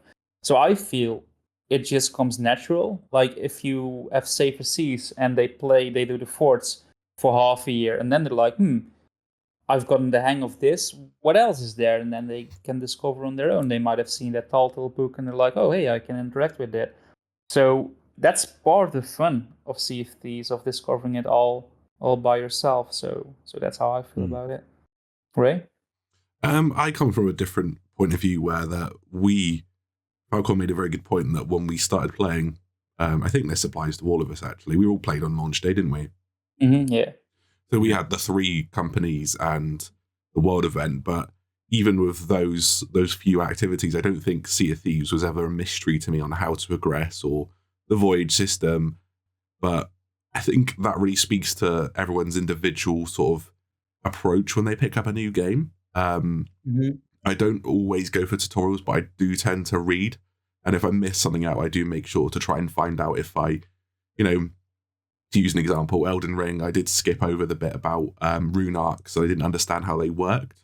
So I just Googled it and found out, and, that wasn't an issue. But other people aren't like that, and they just do give up. So, yeah, I'm in 2 minds about it. We didn't have to do it, but also that doesn't mean that people should suffer through no tutorial, but also I do think not everything needs to be spoon fed to people as well. Otherwise, you just ruin that element of discovery that this game has. I think if you put in too much tutorials, they'll be overwhelmed before they start playing the game. Yeah. What game was I playing recently that just really overwhelmed me with tutorials? Pokemon. No. Pokemon's really bad nowadays for that. What's come out Minesweeper? recently? Minesweeper. that really pushed my shit in that game. That did. I think Starfield had a lot of stuff it throws at you, and it can be quite overwhelming. Oh yeah, it does. That was it. Yeah, like it's like, oh, you can do this, and I think what was it? I broke my leg or something, or had dysentery. There was something wrong with my character, and I was like, how do I get this fixed? Realistically, I'd have to go to a doctor, but I don't know where the doctor is, and I don't know where to find medicine. So that was an example where it does throw too much at you. But Sea of Thieves doesn't have that problem. Like, everything is quite basic. There's a quick fix to everything. It's just that there's a lot of content and you need to know where it is. I think that's the main issue. Yeah. And you can just discover that on your own. That's how I look at it. On the flip side, to sort of back up your point, if we were to sail out on day one, there's not really much you can find organically in that game in day one Sea of Thieves. But now, you don't even have to put a quest down and you can finish a session with loads of loot. Yeah. You can just... let's say, use the example of my first voyage, I spawned at Ancient Spire Outpost, I sailed over to the Thieves' Haven to have an explore. Now, if I did that, I'd find ocean crawlers and they'd drop gems, I'd get bags of gold, there'd be a skeleton captain there'd be random loot spawns, there would be this, that, and the other, and I'd be able to chain stuff to get, let's say, if I was sailing to Port Merrick now, I'd have so many different encounters there now, just organically on how the game spawns things. You don't really need a voyage, and I think that's fine. Yep, agree. But yeah, all right. I think they could do a little bit more to improve the tutorials. A little bit. I think they just need to point people in the right direction. I think that's the Yes. thing. They need to give people that inspiration, like, oh, that thing does that thing. Oh, okay, maybe I'll do that. Yeah. Rather than like, constant, I remember when I was on my alt character and the amount of pop-ups I was getting was just absolutely ridiculous. Like, like my wheel's broken. It's like, you can use planks to break to fix your wheel. Like, I know. Like, I'm in the middle of a fight. Leave me alone. Yeah. It still shows you now, like for experienced player, like, oh, you've chosen an emissary. If you're an emissary, you get more gold. Yeah, I know. Yeah. I don't know. Thank you, game. That was added because people didn't understand that emissary means hunted, and they still didn't seem to understand it. Well, I don't think Rare understands that people don't read. Yeah. Like the Reaper's Mark was a big litmus test for that, wasn't it, when it first came out? Yes. All the new players had, and they still do it today. Oh, that looks cool. Yeah. But that's actually a good point, because like getting into an alliance and voting up emissaries, those are two things that you really want to know about, and they don't. So that's a good point. So maybe some more guidance. But on the other hand, it is there, but they don't read it. Well, maybe not alliance, but whatever. Yeah. Oh well. So thanks, Tromsu, for that hot take. So let's go to the next one. This one is from EBT Smoked, and these are just comments I plucked from the internet. These are not subscribers yet. So EBT Smoked says, in my opinion, this should have been here day one, but better late than not at all. I agree with that. Should say Seas day one, yeah. But was it the game then? Yeah, I wouldn't say day one. I think around sort of season one. I think season one should have launched with Safer Seas. Because I think there would have been really little point in having Safer Seas on day one, to be honest. But yeah, it's certainly a little bit too late, Safer Seas. I can't really give a good idea of when it should have been added, but yeah, in 5 years into the game, a little bit too late. I don't remember, and I was on the internet at that time, and I did read a lot of Sea of Thieves discourse, and I was on Twitter. I don't remember it being at launch, people complaining about PvP and calling it toxic like they do now. I just don't remember. No. Maybe there was the odd person that just says, oh, they don't really want to play the game because it's got PvP, or they don't want to play the game because there's no content in it, was a big one. But yeah, I do remember the PvP and the player interactions were celebrated back then. I don't, it could be bias, but I just don't remember it being a discourse as it is nowadays. And it's still happening today, even with Safer Seas coming out. When a game first comes out, like I was talking about this in stream the other day, when a new event or a new game comes out that involves everybody, doing the same thing, there's a sort of a honeymoon period where people are just having a great time, even if they sink or, they succeed. They're just having a laugh. I remember this in season 8, diving. I would say the first week of diving, 90% of the people who I was encountering were just having a great time. Mhm. If they sunk, it was all GGs. If I sunk, it was all GGs. It was just having a laugh and really loving the experience. And then a month later, like every crew that I come up are just like having a go at me and, calling me a hacker or, getting salty because they sunk and stuff. It Mhm. just sort of deteriorates. I think that was the thing when Sea of Thieves very first came out. And obviously, when Sea of Thieves very first came out, it was very publicly, how can I put this? It was very obvious by the media that they put out that this Mhm. was essentially a PvP game. Mhm. Whereas these days they really do sell it as an adventure game, not a PvP game. There's Mhm. it's very rare they will actually use the term PvP. Yeah. Yeah, I agree. I think maybe when the Tall Tales first came out, save season option. Yeah. Yes. That's That's fair. yes. That's fair. Yeah. Yeah. All right. Next one comes from Jim Jorrell. He says, could have kept Athena's fortune rep. No. But no. That's a hot take right No. there. That fair play to Yeah. Jim. I mean, no, it's Pirate Legends. You need to, and we're gonna have a lot with these comments. Like a lot of people will say the restrictions are too high, but you need to push people to higher seas as well. Yeah. And keeping the Athena rep away.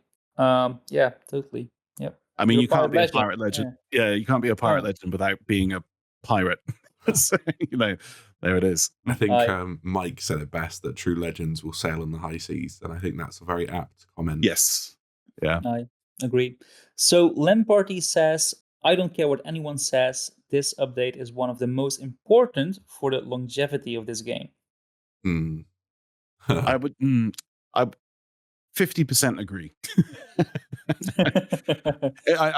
I see where he's coming from. I do think maybe not the longevity of the game, but it's certainly going to keep people around, newer players around for longer, because people like me usually see someone with diaper sales at like a fort, and I'll instantly start firing cannons at them, and they're probably going to go, well, I don't want to play this game anymore. Whereas Safer Seas, this is all based on the fact that if the player actually reads, Safer Seas will keep the person in the game for longer, I think, because if they try high seas out and they get sunk, they'll be like, well, I'll just go back to Safer Seas for a bit then, rather than the other option, which is I'm done with this game. And they're usually Game Pass owners, so they'll just go play another game. For longevity of the game in total, though, like I don't think it's actually going to change anything. In that sense, I don't think we're going to see the health of the game improve that much. It's still reliant on what the game is. I'm not being horrible. I'm not saying the game's awful. That's not what I'm saying. It's still people are still playing Sea of Thieves.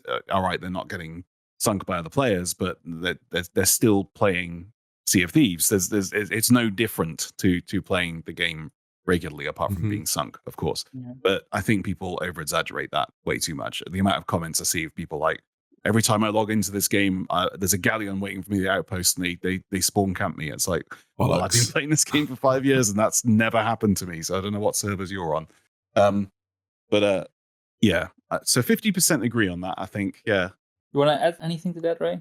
I don't like using the Steam charts because I think this is a big sort of discourse thing. And generally, you can see a game's population. Just imagine it's quite stable between, so it goes down on Steam, it's probably down on the other platforms as well. Just for you can excuse me, you can compare this to like trends or in-game stuff. Like you can see a season come out and the players go up, or it's community weekend and the players go up for that weekend. So there is some merit to it, but it doesn't show in the case of Safer Seas. There's probably a lot more people on Xbox and Game Pass users that will probably be more casual or low skilled that will, let's say, okay, let me just explain this. The Steam players hasn't gone up all that much. In fact, the weekend of the 25th and 26th of November was higher than this weekend. And this is obviously after Safer Seas came out. But that could also mean that there's just more Game Pass Garys or Xbox players that have installed the game. And there's a spike on there, but Steam's gone up a little bit, if that makes sense. But I don't think this will have the long-term impact that people think it does, for the reason that Falcore said that there's always the aspect of people going to high seas, getting bullied, and then leaving, or just going back to safer seas. But it's good to have them around a little bit more. But at the end of the day, you do still have a core player base, which is the baseline of your population. And I wouldn't say Safer Seas has done anything for the core player base that like Sea of Thieves and like using the high seas. It's done good for people who don't like Sea of Thieves and don't like PvP, but for everyone else who enjoys the game for what it was before, it's not that important an update. It's great for content creators because it means there's more viewership. How long is that going to last, realistically? Yeah. Ooh, I don't know actually. Because eventually they will quit when they reach their level cap and don't want to play in high seas. Part of that will move on to high seas because they do want to progress even more. So I think we'll see more trickle in eventually. I think it will be a net positive in the end.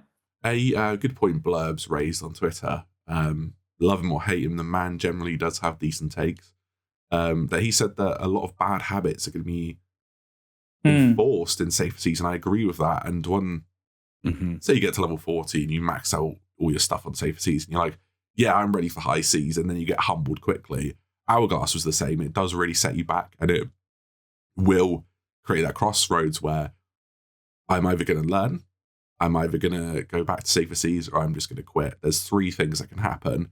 And I don't want to sort of typecast anyone, but the type of person that doesn't like PvP and sees PvP as toxic is not going to move to high seas at all, or they will develop that viewpoint because they've just been, for lack of a better word, been in the Safer Seas so long that they're not going to be used to that. There will be a net positive, but it won't be as big as what this person is insinuating. Yeah. I have thought about that, about the learning bad habits, and of course they'll probably anchor park, and you can roll up on them and shoot them. But they're already doing that if they go to high seas, just straight. So they will learn they will learn to shoot the cannon properly, like get a feel for where the cannonball lands. So the things they need to unlearn or relearn are still less than if they had to learn everything all at once. So I think it does. Still It will teach them a lot of Safer Seas will teach them a lot of fundamental things that you need to learn. Not even PvP stuff, just regular sort of adventuring is going to be good for that. But I think it's like what Blurb said. Not just Blurbs, there's countless other people as well. But the type of people who click on Safer Seas, majority of people click on Safer Seas want just Safer Seas. They don't want high seas. And they will stay in Safer Seas. They will get to level 40 and then they'll get bored and they won't want to play anymore. Or they'll get bored getting to level 40 because I've been testing out Safer Seas. That is a grind. I can imagine, that is a long grind. But I think it's so obviously some people will be like, you know what, let's give high seas a shot. And I think it will be good for people who are used to high seas to go into Safer Seas and kind of get the courage to go back and give it a shot. Once they get the fundamental idea down of world events and how to defend for them and stuff. But I think the percentage of those people isn't going to be nearly as high enough to see a distinct difference in the player base on high seas. It's going to be healthy for the game, it is, but I don't think it's going to be revolutionarily healthy for the game. Yeah. Okay. I was going to add something to that, but it probably suits a different point that's coming up. But so carry on to the next one. We'll move on. The next one comes from I Live in Your Walls. This one is really interesting, actually. Thanks for taking away my only chances of actually winning in naval battle. Now that the only people I can beat with my horrible internet connection are going to be on PvE servers. Rare. I don't know if you're competing with EA and Activision, but I hate you guys so much now. I mean, I hate to be nasty, dude, but that sounds like a you problem. That is a certified skill issue. That is, isn't it?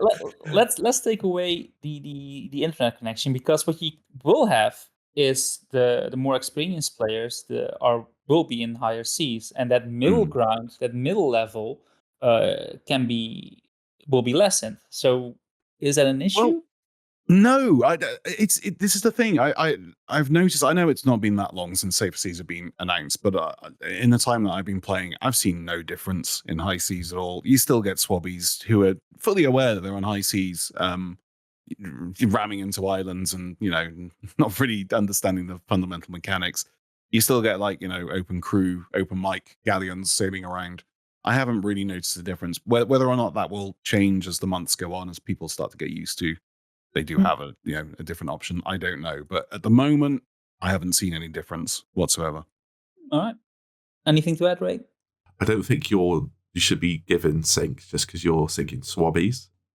Yeah, but that does have this. As much as we laughed about that comment, it does have that knock-on effect that if that does happen, I don't think it will.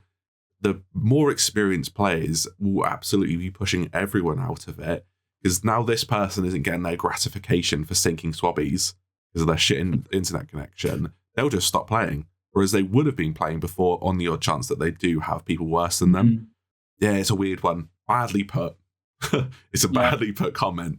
But yeah, we'll see how it evolves too with time. It's a case of wait and see at the moment. I think we're too early into it to see it like a proper change happening. I don't think it will change, to be honest.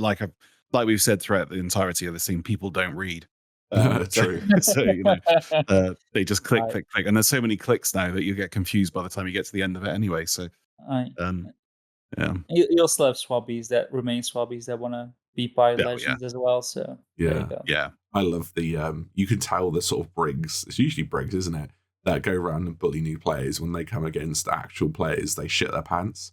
They just run. It's great. This guy is one of those guys. He's a Reaper pajama. He stands on the bowsprit. There's the one guy that actually manages the ship, and when he gets near you or the parked sort of diaper sail ship with the sails down anchor up, he just throws fire bombs straight away onto the ship. Yes, that's this guy for sure. Yeah, he's the guy that gets sunk and then throws fire bombs at your ship whilst you're sailing away. Yeah, he's in the storm. Yeah, in the storm. All right. Next one comes from Cody Holy. Okay, not being able to use your own captain's ship is a mistake. Disagree. I disagree to some point. I do think that you should be able to use your captain's ship, but just for the purely cosmetic side. I do think you should be able to name your ship on Safer Seas. I think that's one thing I've been saying about captaincy is that the milestones aside, just take the milestones out of the picture. I do think that you should just be able to name your ship from the get-go. There shouldn't be a renter ship. It should just be you grab your ship. You don't have to pay for it. You just grab your ship. You just name it. And then when you get captaincy, that's when all the milestones and trinkets and everything unlock. So on that side, I do think naming your ship is a big part of being a pirate, right? It just is. You name your ship. So technically disagree with him on that, but I do think that naming your ship on Safer Sea should be a thing, but that's changing the whole way captaincy works. So just naming, but also saving cosmetics, right? Oh, so that as well. Yeah. Because it's also weird with the trinkets as well, because you will be able to do tall tales and earn trinkets of those tall tales to place on your ship. Point. Well, you can't on Safer Sea. So you're like, I want to display this, but you don't have it. Yeah. I wonder if you can put trinkets and outposts on Safer Seas. I've never tried, because you can do that on high seas. Oh, yeah. Also have not tried. So I think Captain Ship, everything that comes with it, except the milestones, should be able in the Safer Seas. That's how I feel about it. If we look to Res or original design plan behind captaincy, is that Pirate Legends were going to have access to it, and they changed it because obviously no one's Pirate Legend in this game for some reason. And I think they want to preserve that principle that captains have to be respected and they have to earn the right to buy their ship, even if it's a little bit of gold.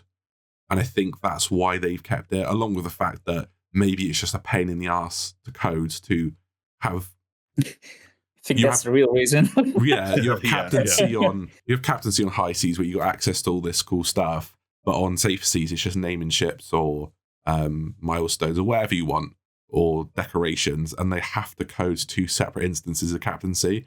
And we all know how badly captaincy launched, even with the delay. And It's still not fully released, let's be honest. It's still in beta, isn't it? Captaincy beta. I think, it's just a technical undertaking that Rare's like, we've done the captaincy, we've tried, mostly fixed it, we're not fucking with it anymore, even with safer seas. So you can just have that when you come to high seas. It also has that aspect of the sovereigns being really useful for selling. And I guess if you give people access to that on safer seas, their content's that a little bit shorter and they just want to squeeze all they can out of it without pissing off the high seas fans. Yeah. All right. Next one comes from Big Country. Why even make safer seas with all these restrictions? Y'all are about the most ignorant developers that just refuse to make the game the way players want it. Instead, it is constantly updated to make the community more toxic than before because it's what y'all enjoy. Sad people still waste their time playing in hopes of better days. Well, that's a take, isn't it? So what's the next one? I think we can be quick about it, right? Why even make safer seas with all these restrictions? I think he missed the point of safer seas. Well, I mean, this is evident what we were saying earlier on, that the safer seas have come way too far into the production of the game, and this is literally the kind of comment that that seems to be popping up a lot. Is that, because people have been asking for not necessarily safer seas, but they've been asking for PvP off mode for a very, very, very, very long time. And I think this is partly due to the way as well that they publicized safer seas when they first announced it, and also the way that people would much rather listen to somebody else talking about it than actually watching the original video where they explain in detail. So a lot of people will hear that safer seas are coming from community members, Twitter, people on Twitter, or their friends, without actually getting the full information behind it. So they hear the word safer seas, they think it's just going to be PvE servers, they rejoice, and then they actually experience it in the game and realize the restrictions are there, and they get angry and throw their toys out the pram. So again, that's another, sounds like a you problem. But the fact that he says you're the most ignorant developers, what was it he said at the end? Instead, it's constantly updated to make the community more toxic than before because that's what y'all enjoy. Oh dear. This man needs a hug. Are there any restrictions you guys disagree with? You shouldn't be able to complete all accommodations. Should be capped at grade 3, I think. Not all of them, but I do agree that some commendations should be like capped at the very last, like, let's say grade 4, so you don't do grade 5 on high seas. All right, so even more restrictions is interesting. That's a good point, actually. I think I do agree with that. Yeah. I would have preferred complete restrictions, no gold and no rep gain. but like a private server, you can have up to 5-6 crews in there that you can fuck around with and practice PvP. I think that would have been a better alternative. Yeah. But you have access to everything instead. Yeah. No. I think this I think that commenter was just hopeful that he was going to get the paradise that he wanted, and it didn't happen. Simple as that. Oh well. All right, next one. Duality of life. Even less players on the servers. Thanks, Rare. I just that's such a great way to put it as well. Yeah. It's terrible. I've seen this comment before. It's so weird. Like, people don't know how servers work, right? Because he's obviously talking about higher seas, right? That people will move to safer seas and you'll have less players in higher seas. I think he's more just having a jab type thing. Like I don't know. It's hard to tell, isn't it? This is a bit of a fallacy, right? Because there's only so many players in your server if they want to be engaged with. So, like, if we're doing world events and we're drawing attention to us, and we're a Reaper 5 and we're fighting people off, we're doing Skull Siren Song, etc., that's an active server because there's someone that wants to fight there. But when you have a server, it could have 4 other crews on there, but it's all solo sloopers and they just want to chill and do Tall Tales or do PvE voyages or what have you. That's not really an active server because they just don't want to be found. I'd rather have a server that has one interesting thing on it than, even if it's just the 2 crews in there, than 5 crews in there and no one wants to interact with each other. I just think it's a weird... Yeah, that, it's how can you really gauge that? It's all anecdotal, isn't it? Yeah. All right. Yeah, I mean, on community weekend, we literally put every type of glowy thing on our ship that we could, so that we had both the Siren Skull parts. We put a Fort of the Damned key on our ship. We put a Fort of Fortune key on our ship. Put a Reaper's Bounty and a regular Reaper's chest on our ship. Had a Reaper's flag up, guild level 5. We were just glowing completely. Nobody came up to us. People were taking wide berths around us. Really? Because they were just like, I'm not going to mess with these guys because I'm just chilling, you know? Mm-hmm. And it was infuriating because we were just like, can somebody, we'd sail near someone, they're just in sails down, off into the horizon. They're just like, nope. But like you said, the people complain like, I've been sailing around for hours and I haven't seen any ships. And it's just because, well, maybe because they don't want to be seen. Like, it's like, it really is a roll of the dice. Like, you might get a real sort of spicy server and then sometimes you just don't. That's the beauty of the sandbox. Yeah. It's also how PvE Reapers get away with it. Yeah. I just want to bring up one thing he said at the end there. He said, also, thanks for removing loot juggling. Would be horrible to have such a skill gap in the game so good players can have an advantage. Something I just want to bring up here. I'm getting sick and tired of people using the term skill gap when they're essentially using something that's not intended. The skill gap in any game is using the tools that you have and being the best at those tools. That's what a skill gap is. I wish people would stop saying things like, oh, I can't put crates on the side of my ship now. Thanks for removing that skill gap. That's not a skill gap. That's not a skill gap. It really infuriates me. It's like the quit swapping as well. Yeah. Like getting rid of the skill gap. You're not getting rid of the skill gap. You can still dominate with two weapons. You've just lost that, what is it, 0.4%, 0.4 second, thing. People who double gun and aim very well are still dominating. It hasn't changed anything. It's just that the exploit has gone, essentially. Yeah. I think I didn't like the thing about double gunning, just briefly, that people were like, oh, we use it because it's smoother. No, you fucking don't. You use it so you can kill people quicker. That's why I used it. That's why I hop through people and jump over their heads with a sword, because I can kill them quicker and get around their block. It's not because it's cooler or it's smoother. And it's the same with the crates. Blunderbombs is one that I got crucified for when Season 8 came out. They were like, oh, you're just shit at the game. Blunderbombs don't need a nerf. And I'm like, you're one of the people who, if these blunderbombs get nerfed tomorrow, you're awful at this game. They're the kind of people that... Yeah. Not everyone is like that, granted. And I think, there are a lot of high-skilled double gun players who use quick swap, and it is an art, but it's not a skill gap to use an exploit. Like, silent boarding is not a skill gap. That's an exploit that's broken. And everyone uses it because it's so good and it's easy. It's not a skill gap. In fact, silent boarding, even when it's fixed, I think I'm still going to be looking down my sights every time I grab a ladder, because it's just muscle memory now. I just do it. I remember when I started streaming in 2022, and I fucking aimed down sight of my pistol when I went up a dock ladder, and someone just goes ultimate sweat. Aiming down sight when you grab a dock ladder. It was just muscle memory. I think I've done that as well, yeah. I still do it now, actually. But it is a good way to slow down, though, because it slows you down. So, that's the excuse I use. I'm just slowing myself down. Yeah, not silent boarding. It's completely coincidental. Didn't they fix that? All right. Next one comes from Big Mas. Once again, just focusing on new players while all your loyal players quit. Good job, guys. Like, this was so clearly directed towards people who don't even play the game. If it was directed towards people who don't play the game, then what? Okay, that's a bit of a weird one.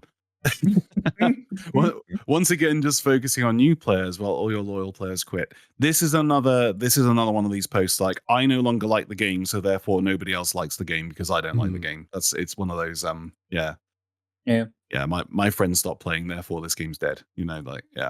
I do think I agree with the way, not the way it's said or phrased. He said something that's kind of true, but he's approached it in the wrong way. Or they have.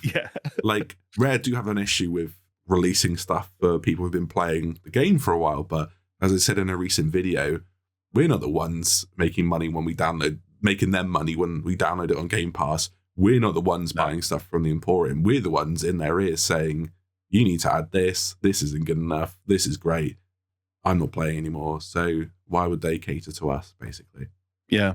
It is, at the end of the day, it is a business. It is a business. And like I said, they are trying to make money. If Sea of Thieves didn't make enough money, the servers would be shut down tomorrow, no matter how our opinions on the game is.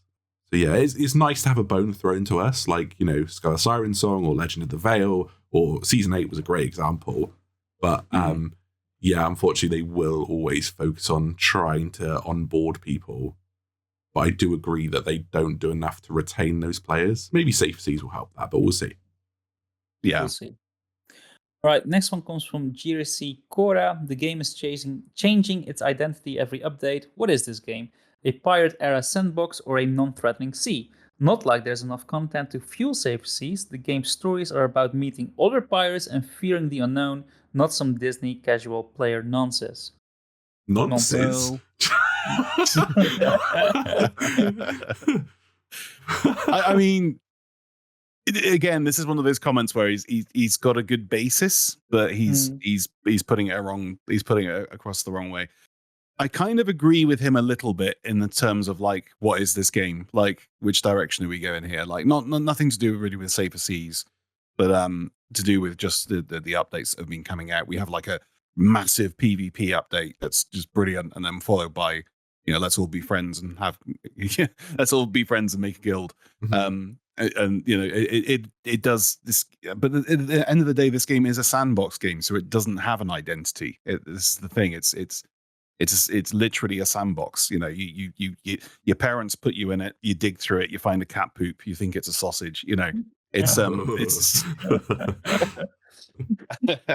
you're in hospital. It's exactly the same. Exactly the same with Sea of Thieves.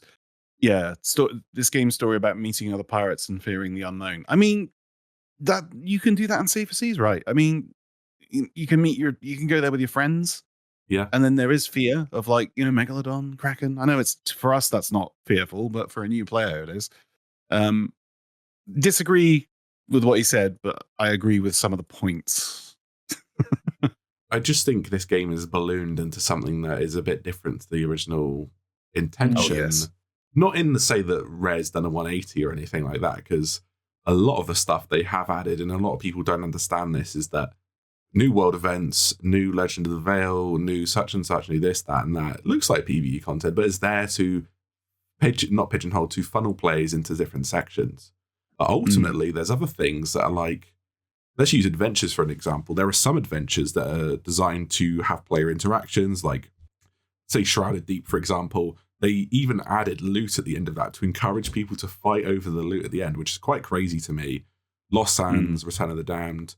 And they made the ultimate blunder, didn't they? They did, what's it called? The Hunter's Cry. Hunter's Cry. And putting people in a little server that can be bullied, and they realize, shit, we're not doing this I anymore. don't know what we couldn't trust I don't know them. what their thinking was with that. I don't know. But then you have the other aspects of what we used to get, Tall Tales, and they know that better as just a crew, because they started putting them in instance locations. Yeah.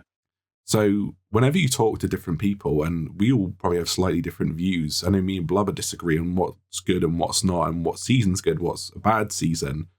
And we're both core players, and we've both been playing since day one. You have so many different people pulling at Rare. I want new Tall Tales. I see people that say they hate Tall Tales.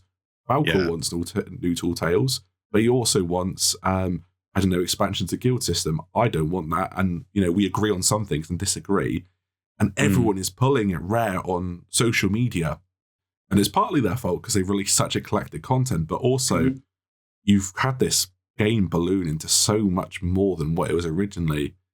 And people are worried now that we've got this crossroads, and we've seen with recent updates that, shit, is the game going more PvE focused? Is the restrictions going to be removed?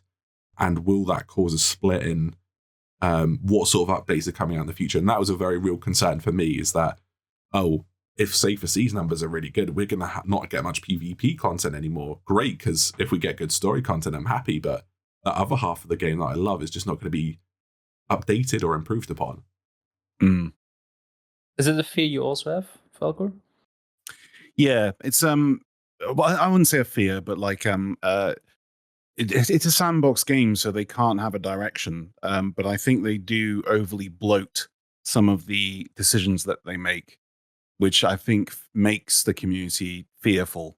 So that Safer Seas, for example, is very overly bloated. They've really, obviously, they've really bigged it up because obviously they want people to use it. You know, they want people to know that it's a thing. But then, of course, you've got the other flip side who now think that because Saber Seas are here, the game's going to devolve into a PvE game and nothing else. Mm-hmm. And then when they brought out Season 8, the same thing. People were just like, so they only care about the PvP players now. That made me laugh. I remember those comments. Yeah.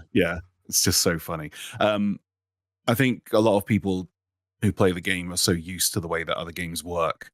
Then I think a lot of people come into Sea of Thieves and they've never played a sandbox game before, so they expect it to work like modern warfare or a Final Fantasy game. They don't think that this game is for everybody, every type of play style. Mm-hmm. It's a bit of and I think that the length between updates, no offense to Rare, of course, I'm not saying it's bad. It's just that the length between updates, I think, is one of the biggest problems with the way the community react, not with the game itself, just the way the community reacts. Because we do wait like 3 months for an update, and then if it's PvP based, then people lose their shit. If it's PvE based, people lose their shit. They just can't win, no matter what they do. I think that plays a big part of it. Because when we had the monthly updates, it was like, oh, this update is not for me, but next month, especially if you're inside, especially if you're an insider, you could see what's coming, but you're like, I'm not really fussed about this. But when you get a season come out, you're like, God, this is for the next 4 months, or it's basically been 4 months. In season 9's case, it was 7, but it was almost like, oh, shit, is this it for the next 4 months? Yeah.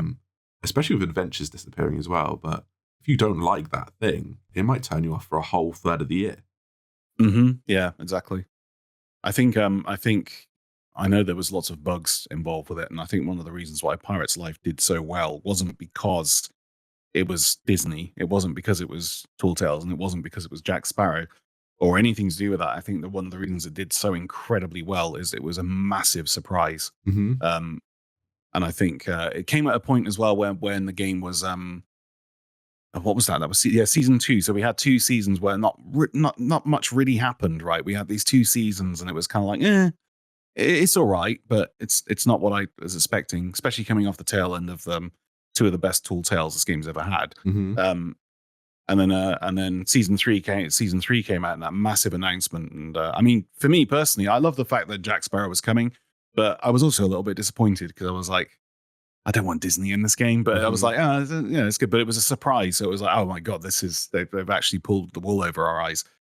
And like you said, with at the moment, like season 10, it would have been difficult for them to do it, but season 10 would have done so much better if they hadn't have said what the other things were going to be. I think if they would have just said, we're launching with guilds, and then after a month, we're bringing something new to the game, watch the horizon, I think it would have done a lot better. When everybody knew everything that was coming in the season, and if they disagree with it, then they would be like, well, I don't want to play anymore because I know what's coming. It's opening your presents before Christmas type thing. Yeah, I think just to briefly, before we move on to the next point, unless Blubber's got something to add, because I know we're taking quite a while, I think even if you're not an insiders and you don't look at previews of the game, someone on social media will spoil it for you, because there's always someone that knows what's coming, be it someone like a partner or someone on insiders who can't keep their gob shut.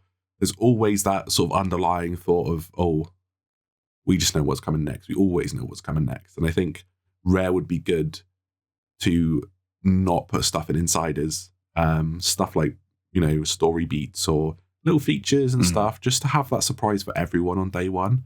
Because otherwise it just gets spoiled. I see people break NDAs all the time, and I see it in the YouTube comments all the time as well. And it just ruins the hype for everyone. It does, yeah. It ruins the hype being an insider myself. You know what's coming next, and you're kind of like, oh, I don't feel so pumped about this. I haven't got the inspiration to talk about anything because I know what's coming. You know what I mean? Yeah. Yeah. All right. Are we ready to move on? Yeah. Next one comes from Bondi. Should also make private servers available so you can have boat battles with your friends. It would be great fun to have friends on a different ship in the server. The option should be there, almost like a pre-approved alliance. So I'll be really quick about this one because I can go on for hours about it. I agree with the private server aspect. Custom servers, that is something that partners and affiliate alliance members have had for a long time. I feel as though that is an untapped potential Mhm. where Sea of Thieves developers could literally take 5 months off and not do anything, and the entire community would create the content for them. Mhm. Custom servers are a real untapped potential for this game, giving the player base the ability to spawn things in, giving the player base the ability to create their own currency on certain servers, to create like RP servers, giving players the ability to make their own scoreboards, to make like community-driven events. Custom servers are massively untapped potential that I think should have been worked on over Safer Seas. It should have been, season 10 is the custom server update. Yeah. And the money side of it as well. They could put these custom servers on the Pirate Emporium for like, Mhm. I don't know, That's- a thousand ancient coins a month or something. It's custom servers that I hope in 2024 is going to be a thing that they really do work on. Because I mean, look at games like Grand Theft Auto. The RP only reason why service. that game is still really going is because of the RP servers and people making their own servers on essentially custom servers. Do that with Sea of Thieves, and you've got a game that can last 19 years, like Grand Mhm. Theft Auto has. So yeah, but I don't agree with the approved alliances, because that will just get, a perfect world where it's just a bunch of friends who want to have a laugh. Yeah, brilliant. But people will just use that to like farm gold on Reaper level 5s. Yeah. Like, Yeah. Like I So said, yeah. I think custom servers with proper custom tools would have been better than private servers, and then maybe allow people to earn tool tail commendations and stuff.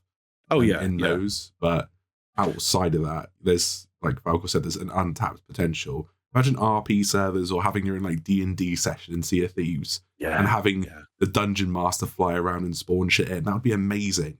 It would be. 1,000 And great ancient- viewing as well. great Great viewing on viewing. Twitch. And Yeah. imagine 1,000 ancient coins a month from people who want to host those. Just Yeah. I think they've gone the wrong way about this. I think those PvE servers have so much untapped potential. Even just having a flying cameraman, that would just make content creation so much better. Yeah. Yeah. Aye. Or like a camera spots on all the ships, so you can spectate. So when you're doing these events, because one of the biggest things when you're making an event for Sea of Thieves, having to get everybody's views and then the audio sources coming from everybody, it's an absolute nightmare. If you had a spectator cam on every ship, like sort of positioned like the very back of the ship, sort of looking down slightly on the ship, that you could just click on. So you've got a little UI there, and you click on each ship, and you just instantly get the perspective from them. Well, that would be absolutely amazing. We already know devs have these tools. They use them to make trailers. Well, the cheaters do. Well, apparently we couldn't have a flying camera because that would allow cheaters to have access to it. So they just developed it themselves. So they just released the flying camera rare. Yeah. Let's crack on. Do we want to do this one? It's a bit similar from one we had before, right? I'll read MSO it. Kramen. MSO Kramen. Nope. Waiting for full PvE servers. Half measures sold nothing. Game is dead. Moving on. You can take the other ones too, Ray. They're yours anyways. Okay, so these are a mix of Reddit, which is always great, and some comments on my most recent video, just talking about the restrictions on Safer Seas. Sorry. So this one is from Alt4Twink shit from Reddit, and this one made me laugh, so I added it, just the way they put things. So the most consistently upvoted pro PvE posts have always been, I just want to fish and peace / do my tool tails, sail around and chill. And now PvE servers have their own, and now PvEers have their own mode to do exactly that. The narrative has shifted to, I just want all the rewards of the game with none of the risk. Who could have seen that coming? I bet it's only a matter of time before we start getting the multiple paragraph essays from bereaved mortgage havers who think it's a moral travesty they need to grind for a solid week to afford one piece of the Ocean Crawler set. Oh, give that man a medal. That is... it made me laugh out loud. I had to explain the mortgage havers to Blubber when I posted it in the thing, but it's quite rude how they've put it, but they put it in a very funny way. Yes, yeah, they have.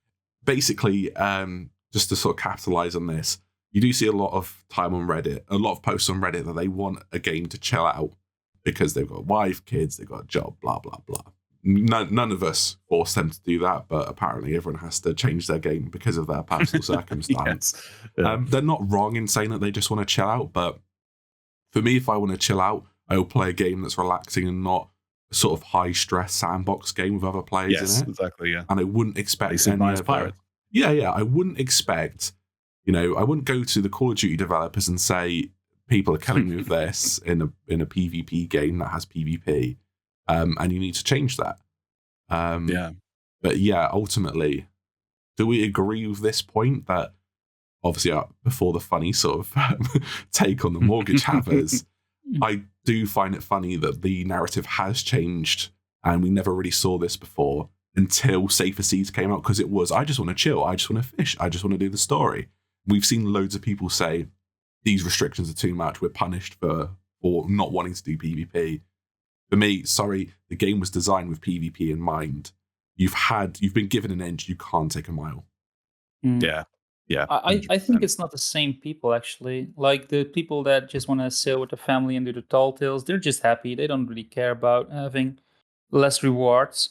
And then there are a different group of people that just want to have a single player game that do care about rewards. So I think there are two groups of people, and not necessarily the narrative has shifted from the first group, but more the second group has become more vocal at this point. I think it's just the fact that the first group are happy, so they're not saying anything. They're just having a great time. Whereas these people have come out of the woodwork now and just been like, this is not fair. This is a travesty. Yeah. But it's the good old Sea of Thieves thing, isn't it? You just can't please everyone because it's a sandbox game. So exactly. Yeah. They can kick and scream as much as they want. That's fine. Should I move on to the next take? Please do. So this is on my video. This is great. This comment. This is a comment on everything you can and can't do on Safer Seas. Promoting your own videos right now. This is just to give context. So, as a person with 9 kids and 3 jobs, my wife's boyfriend allows me to play SOT for 15 minutes per week. I'm glad I don't need to deal with those toxic pirate players. Imagine being a pirate in a pirate game. Yucky. So this is obviously satire on those comments that people who see that PvP is toxic. Don't get me wrong, people can be assholes, but the way you would read a lot of these posts, specifically on Reddit, sometimes on Twitter, that every time they spawn in, there's a galleon there waiting to spawn camp them and call them slurs, and that happens every single session. I've seen that maybe truly toxic crews. I've seen maybe like 10 at most in 6 years. And a lot of the time it's just, people just want a PvP or they say a bit of smack talk. PvP isn't inherently toxic in this game. Do we agree with that? Yeah, of course. Yeah. But people do view it as that. And if you go on Reddit now, the way the discourse is that people who PvP, I think I actually posted one actually.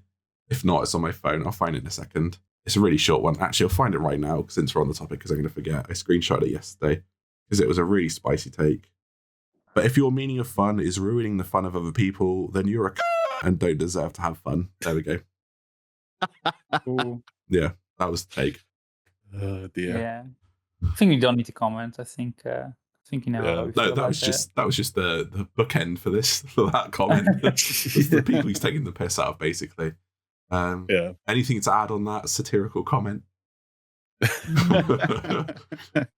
I do think it has to do with experiences as well, because you do have a lot of people that are quite busy and they do want to relax, and they have a couple of sessions when it is very relaxing with the fishing and just doing PvE, and then they have a couple of bad experiences and it gets blown out of proportion. Mm-hmm. But going back to what AShinyRay said, and I agree with as well, like if I only had 15 minutes to play a game every week and I wanted to chill out, I wouldn't be playing Sea of Thieves. No. Yeah, there you go. But again, it also has to do with the marketing, and we can open the discussion, but I think we talked enough about it. Yeah. Moving on then. So this person was very vocal across a lot of threads the other day. It was actually brought up on other social media about this. I won't name who or where that came from, but I won't say this person's name. Yeah, on Reddit. Play the game your way. That was in not exclamation marks. That was in speech marks, like a quote, and there's an asterisk there. So the footnote for that is: play the game your way, provided you don't want to do a lot of the content or feel like your reward is worth your time or effort.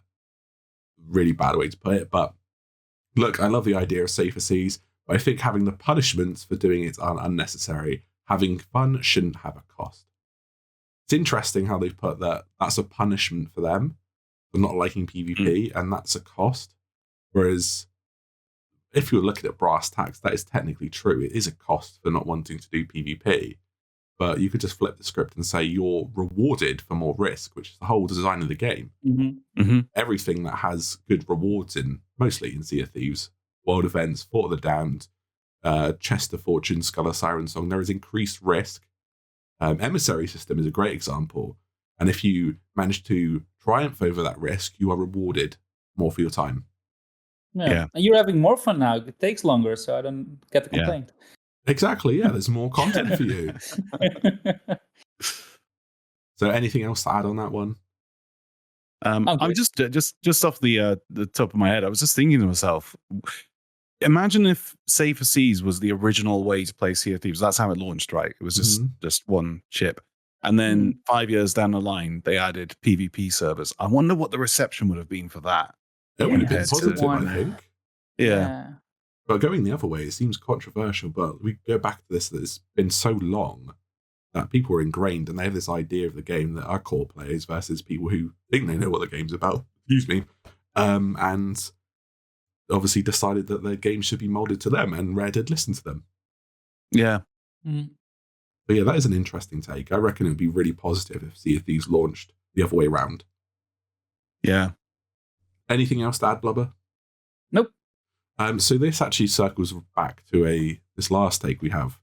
Circles back to a point we had earlier on. So this is a post on Reddit from Who is the Senate. High Seas right now is unplayable for low skill players. I haven't encountered a single crew that hasn't attacked me and sunk me today on High Seas. 6 or so servers, 6 or so sinks. I used to be able to casually solo sleep and bang my head against the wall with Athena quests. High Seas is currently unplayable solo for me right now. I hate to go to the safe option, but I hate playing High Seas today. This basically just circles back to the guy with the bad connection, doesn't it? Yeah. I think this guy was basically in the down period for season 9, where you could get away with doing stuff like that because nobody was actually bothering to do anything. And then a new updates come out, and all of a sudden, the whole hell's descending on him. To be honest, this sounds like exaggeration. Yeah, it does. We just had he's probably one bad player experience, and he's come onto Reddit and said it's terrible on every single server. I do think people exaggerate that for sure. Yeah. It's not interesting if it's not exaggerated. We had a bad string of losses on community day. It's not because there's some more sweaty players. We're just unlucky, and we made bad decisions. But playing later on a different server on a duelist loot, we basically dominated the server. It just happened.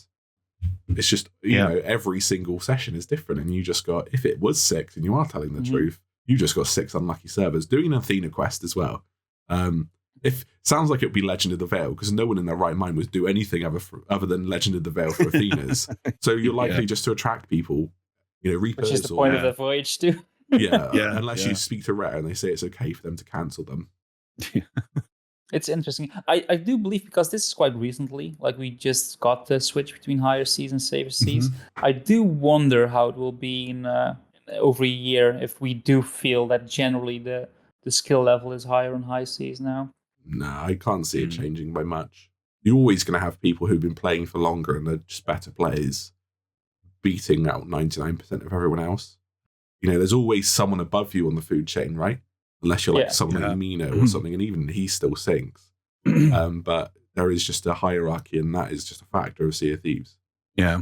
You can't play Athena quests on safe seas, right? No, you can't. Sucks for you. Well, we'll see another post in the next podcast now, won't we? Be 12 times. Yeah. And I think that rounds out our hot takes. Yeah. Anything else we want to mention about safer seas? Are we gonna talk about the new double sword coming? That's next podcast. The double it's NDA, isn't it? Oh, yeah. Is that like Darth Maul's lightsaber? Or is it like 2 swords? It's just 2 swords, 1 sword in each hand. Yeah. Oh yeah, okay. And you smaller one, right? Small sword in the left hand. You can quick swap them as well. Nice. Can I M1 spam still? Do I have to M2 to do the other one? Not sure yet. Try it out on Insiders. It's NDA. We shouldn't be talking about this. Yeah, Make you can sure buy not- 10 in the Emporium. Yeah, exclusive to the Emporium. The only thing I do want to mention is that I'm happy that the Shrouded Ghost commendation does count in Saber Seas. Oh yeah, I don't care either way. The what? Oh, The Shrouded yeah. Ghost. So it's locked behind Athena, but it's the only Athena commendation that does count if you encounter the Shrouded Ghost in Saber Seas. I don't know what that is. The Shrouded Ghost. Don't worry, Falcore. I got it the first time. All right, let's go to the final segment of the podcast, and that is the messages in the bottle. That's a segment of the podcast where all listeners can send in their own questions, and we answer them as best as we can. If you want to send in your own questions, you can join the Salty Hippo Discord. Link will be in the YouTube description. I always notify members whenever we are close to recording a new episode. So let's open a few of these bottles, and the first message comes from Jark. Did this season live up to being a mega season, and was it worth the wait? And also, what does 2024 look like for Sea of Thieves? So did it live up to the mega season? No, I'm sorry. No. Sorry, No, Rare, it didn't. No. No, like the anniversary update, that's a mega season in my opinion. That was that was an eye opener. 2024, I'm just hopeful. That's all I can say. That's it. Or not hopeful. You know what that means, guys. Well, I can't. That's all I can be, isn't it? I can't be. I don't want to be negative, but you know, hopeful. At least Flameheart is coming back. Fingers crossed. That should make the year a bit better, but what form that will take, we don't know. Yeah. With season Like a. Sorry, go ahead. No, you go ahead. No, I was going to say, like, as long as it, like I said earlier on, as long as he doesn't appear on our ship and ask us to go looking for a skull for a competitive voyage. Looking for the burning blade. Which one? For Flameheart? The shit. Guys, which one was it that we were looking for again? Yeah. I think mega season, Ray. Mega season. No.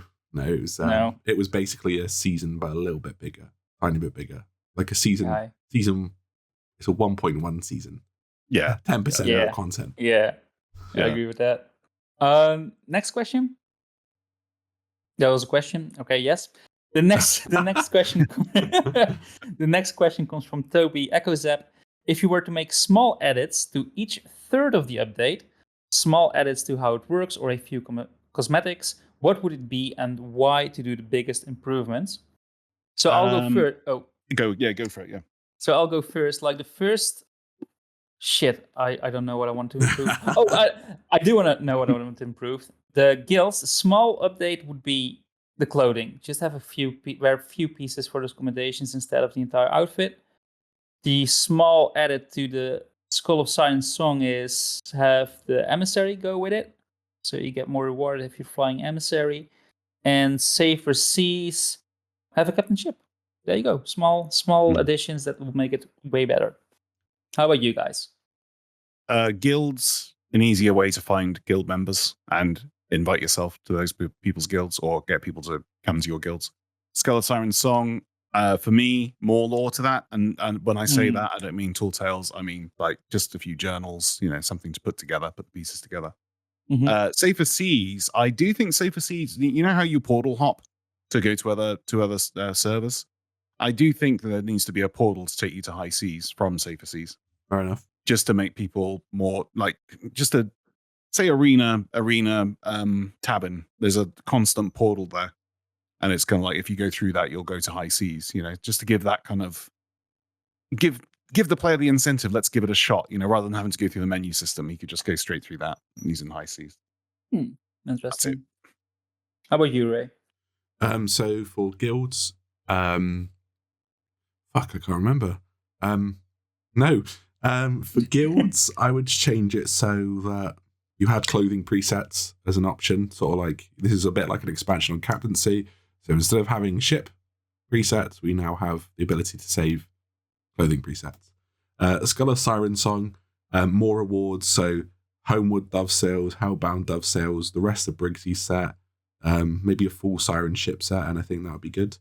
And for Safer Seas was for them not to exist. No, I'm joking. For safer seas, I think just God, what would they change about safer seas? Just maybe. No, I wouldn't change anything about safer seas at this point. That would need like. Oh, and the menus would be the thing and change. Having a preset that you can select in the settings that always puts you on high seas or always on safer seas, and it would cut out a few things then that you'd have to click on at least. Yeah, or maybe attach a certain ship to safer seas, so that ship is always your safer seas ship. Yeah, fair enough. Yeah. Something like that. All right, that's great. Thanks for that question, Toby. The final question comes from Steel Skull. What has been your favorite cosmetic item or items given out by Season 10 season or the Plunder Pass? And for me, that's the Hunter's Hat, the one with the hook in it. Mm-hmm. I really like that one. I also like the bucket. That's a pot, but the downside to that is if you scoop it up, it's already filled before the water gets in. So I can't unsee that anymore, so I'm not using that bucket. So I need to check that actually. I didn't realize that was a thing. And you will see it with other cosmetics too now with the bucket. I tested with a few buckets, and especially some of the later ones that have a lower lid. Like you can see that it's not super clean. So well, you can't unsee it now, Ray. I ruined the game for you. Damn it! I'm going to notice that myself now. I'm literally going to check it after we finish recording. I think. So how about you guys? Favorite cosmetics this season? I think the favorite cosmetic for me out of all of them was the fact that they added the Monkey Island Tall Tale extra things you could unlock, and that circus outfit with a pot on your head is the best cosmetic for season 10, in my opinion. Good one. That's a good one. How about you, Ray? I don't really like any of the cosmetics. Briggsy's jacket, but they did say season 10 season or Plunder Pass. Oh, okay, right. I see what they say. Yeah, it'll be Briggsy's jacket for me. That's my favorite. All right, fair enough. So thanks again to those that submitted their messages. And again, link to the Discord will be in the description if you want to send us your own bottles. I also want to remind our listeners that this podcast is also on Spotify and Amazon Music. So if that's more convenient for you, you can listen to us there. Keep in mind that new episodes premiere on YouTube first and will be on Spotify and Amazon a few days later. And you can also follow us on Twitter at BestCFT Podcast. Link is also in the description. So, we have come to the end of the podcast, and I want to thank Falcore for being an amazing guest. And can you tell our listeners where they can find your content? Thank you very much for having me. You can find me on Twitch on /Beardageddon, and you can find me on YouTube. No, you can find me on YouTube as Captain_Falcore, and you can find me on Twitch as Captain_Falcore. And that's it, and Twitter as well. Yeah, that's it. Yeah, it's so convenient that it's all Captain Falcore. Yeah. And if you're curious to check out AShinyRay, a link to his channel can also be found in the description of this video. So before you go, make sure you give this podcast a thumbs up. That's always appreciated. And please leave a comment and share your thoughts. We do read all of them. At least I do. So this is the end of the podcast. Just like always, if you did listen to the end, just know that you are a better person compared to everyone else, and you are also more deserving of love and success. So thanks again, and take care. Take care, guys. Bye-bye.